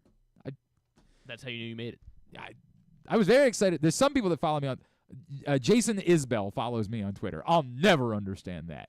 Love Jason Isbell. Van Valkenburg thinks that he at some point followed both of us because we were talking about him. Van Valkenburg's a 13.5 when it comes to Jason Isbell. I'm more like an 8.5 when it comes to Isbell. But he's amazing. I have no idea why he follows me. Do you follow him back? Probably. I don't know. It'd be funny if you didn't. I mean, you follow like a lot of people. Right. So. And then when Mike Jones, who? Don't act like you don't know that. When he started following, I wowed out. I wowed out, man. Then you made it. That was the moment. Like, that guy doesn't know how much his music impacted my early 20s. Kimmel's got Luke Bryan and Minka Kelly. They are promoting Mike Jones. Yeah, Really? they're plugging. Who? Yeah, they're like, have you ever heard this guy? Who? Yeah, that's what they're doing. Minka Kelly is. What happened to Minka? I thought Minka Kelly was like gone off the face of the planet after Friday Night Lights and Derek Jeter. No, apparently not. I don't know what she's really done in between, but this week, is it tomorrow? Thursday on Netflix, I think, is Ransom Canyon. This is a romantic western. Nah, I'm out. What? I'm That's out. pretty good. On Netflix with Josh Duhamel and. I've had dinner with Josh Duhamel. I've told that story a million times before. Where Ransom Canyon, where love, loss, and loyalty collide beneath the crimson mesas of Texas Hill Country. Sure. Josh Duhamel, of course. I don't know if they're still together, if he's still with Fergie or not, but they were working out at the former Falcons running back Jamal Anderson was a friend of mine when I lived in Phoenix, and he trained a lot of people. Like, he would just have them to his house. And one day he called the radio show, and he was like, "Hey, man, I got Fergie here." I was like, "Fergie?" He was like, "Yeah, Fergie from the Black Eyed Peas." And so, like, he just put him on the radio show. They're like, "Hi, I'm Fergie. Hi, I'm Josh Duhamel." Like, in the height of, like, Transformers and everything. Wow. And then he texted me afterwards. He's like, "Dude, just come over when the show ends." And I'm like, "What?" He's like, "Yeah, just come over. We're going to have dinner after we're working out, and then we're going to have dinner." And You, I'm Fergie, like, and Josh. Okay. Did you call her? You just referred to her as Hi, Fergie. I don't know what her real name was. But the part of the story is then they played the Super Bowl halftime, and I think it was the Dallas year, if I remember correct. You said Stacey Ann Ferguson. Is that what her name is? Her. So they were very nice. They couldn't have been nicer. They weren't even, like, weirded out by the fact that, like, some random dude from the radio was coming to hang out with them. They were just, it was all very normal. That was when they thought they made it. Yeah, right. It was all, like, it was weird how normal it was given the height of their celebrity at the time. But then at the Super Bowl, they always did a bit where whoever was playing the halftime show, they would parade them out to the NFL Network set in the middle of the week, and it was like pandemonium because it was mega celebrities. Like, sometimes, like, there would be real, like, I mean, hell, Jennifer Garner did my show, and Adam Sandler, and, like, real, like, big-time celebrities over the years. But, like, then Madonna, like, who's a different level of celebrity. Now, the Black Eyed Peas, in comparison to a lot of people that have done the Super Bowl halftime show, aren't that level of celebrity. They're not Madonna's, Prince. Madonna. But, I mean, Adam Sandler's not that below. They're not Prince. They're not, anything like that. But they were, at the time, very famous. And so it creates this like pandemonium among all of the mouth breathers that are on Radio Row, like all of the people that are just, they're star effers, right? So they're all flipping out. And this was the year where there was a snowstorm in Dallas, and so we had a lot of guests cancel because they never made it in to Dallas that week. But Madonna showed. No, this is Black Eyed Peas was that year. And Drew and I were like scrambling. Like we were really struggling for content, doing 5 a.m. radio with guests canceling ahead of was Dallas I think Dallas was a Green Bay Pittsburgh Super Bowl, if I remember correctly. So 2010? Something like that. And then so we see them strolling the Black Eyed Peas through, and I'm like on the air telling I'm like, you guys may not know this, but I had dinner once with Fergie. And I don't remember if it was just Drew and I or somebody. They were like, dude, no, you didn't. Like, you're lying. And so I, on the air, had a bug up my ass. I start screaming. Like, I stand up and start yelling towards the middle of the room, hey, Fergie! Just to see if I could get her attention. And at one point, she turns around. Glenn! And she looks at me, and I'm like, I'm Jamal Anderson's friend from Phoenix. And I swear to God, she's like, oh, yeah, hey, how are you? And everybody in the room is freaking the F out that, like, I have a relationship with. They're like, oh, my God, are you going to get her to come over and sit on the show? I'm like, I don't even know. Like, I don't know how any of this works. I just wanted to prove that I wasn't an a-hole and that there was an actual connection that we had. And so, sure enough, she was like, yeah, of course. Like, she's yelling back, and all these radio people from all these other cities are like, I can't believe you're friends with Fergie. I'm like, I'm not actually friends with Fergie. I just wanted to prove that. And you said that's damn right. Yeah. That's exactly right. They split in 2019. That's sad. They were nice people. I enjoyed Fergie and Josh Duhamel is now married to a girl 20 years younger than him. Well, so it is. Audra Marie. I'll never forget the night before I was getting not the night before, like the week before I was getting my vasectomy. I was out, this was right before the pandemic hit. I was out with a friend who I had like dated in college or high school or something like that, and other people, and one of her friends, another young lady that was out with us that night. I was saying, hey, I'm going to get a vasectomy this week, and she said, no. And I said, what? She said, you're not doing that. Not allowed. I said, excuse me? And she said, you need to think through this. And I was like, okay. She said, your next wife is going to be 13 years younger than you, and she is going to want kids. Can't you reverse the vasectomy? You can, first of all. Second of all, I said, what? She's like, don't you know how the world works? You need to think about your next wife. I was like, I don't know. I have one. I'm pretty sure if this ever happens again, it would be lightning has never struck twice. So, believe it or not, I didn't consider my alleged next wife in the process. I just went right ahead and got snipped, and pretty sure that's not. It sounds like she made a compelling. Oh, she was like Sermon on the Mount. Like she. Why was she confident you'd have preaching, a 13-year? Because that's the way it works. She said. She said, you don't understand. You're not going to marry a woman your age. Have you ever known any man on his second marriage was to someone his age? I'm like, probably. I mean, I haven't really thought through this. Like, it's like, no, you're going to marry someone much younger than you, and they're not going to be okay with not having kids. I'm like, okay, I will. Thank you for the heads up. Appreciate that. Anyway, can we go? I don't know how this show is the one that lasts until 12:20. And yeah, we can go. We can go. Very good. Everything else, GlennClarkRadio.com. Thanks today to Jacob Calvin Meyer and to Patrick Stevens. We'll get it up in the greatest hits section of the Can You Take Me Higher tab at GlennClarkRadio.com. Tomorrow, Drew will be here. Go good. Yes. Oh, good. And Elijah Saunders will join us. Oh, incoming Maryland transfer Elijah Saunders will join the show tomorrow. Played at Virginia most recently. Where was he? There was somewhere before that. San Diego State. That's right. From Phoenix. State. Yes. San Diego State. Virginia, Maryland. It's a typical. It's a path I'd follow. If you've heard it once, you've heard it 1,000 times. If I was 6'6" and good at basketball, that's probably the path I'd follow. 100%. Yeah. So we'll talk to Elijah Saunders. All right, very good. Thanks today to everybody at Pressbox, all of our great sponsors and partners, including Live Casino and Hotel, Cruise Maryland, Crown Trophy, Easy Pass, the Brigance Brigade, Baltimore's Classic 5 Golf Courses, HelpMyGamblingProblem.org, Costa Sin, Maryland Sports, your local Toyota dealer, buyatoyota.com. Thanks to Griffin at Griffin_Bass. Follow us, Twitter, Instagram, and TikTok at Glenn Clark Radio. Have a great Tuesday evening. For the love of God, go Birds. Duke sucks.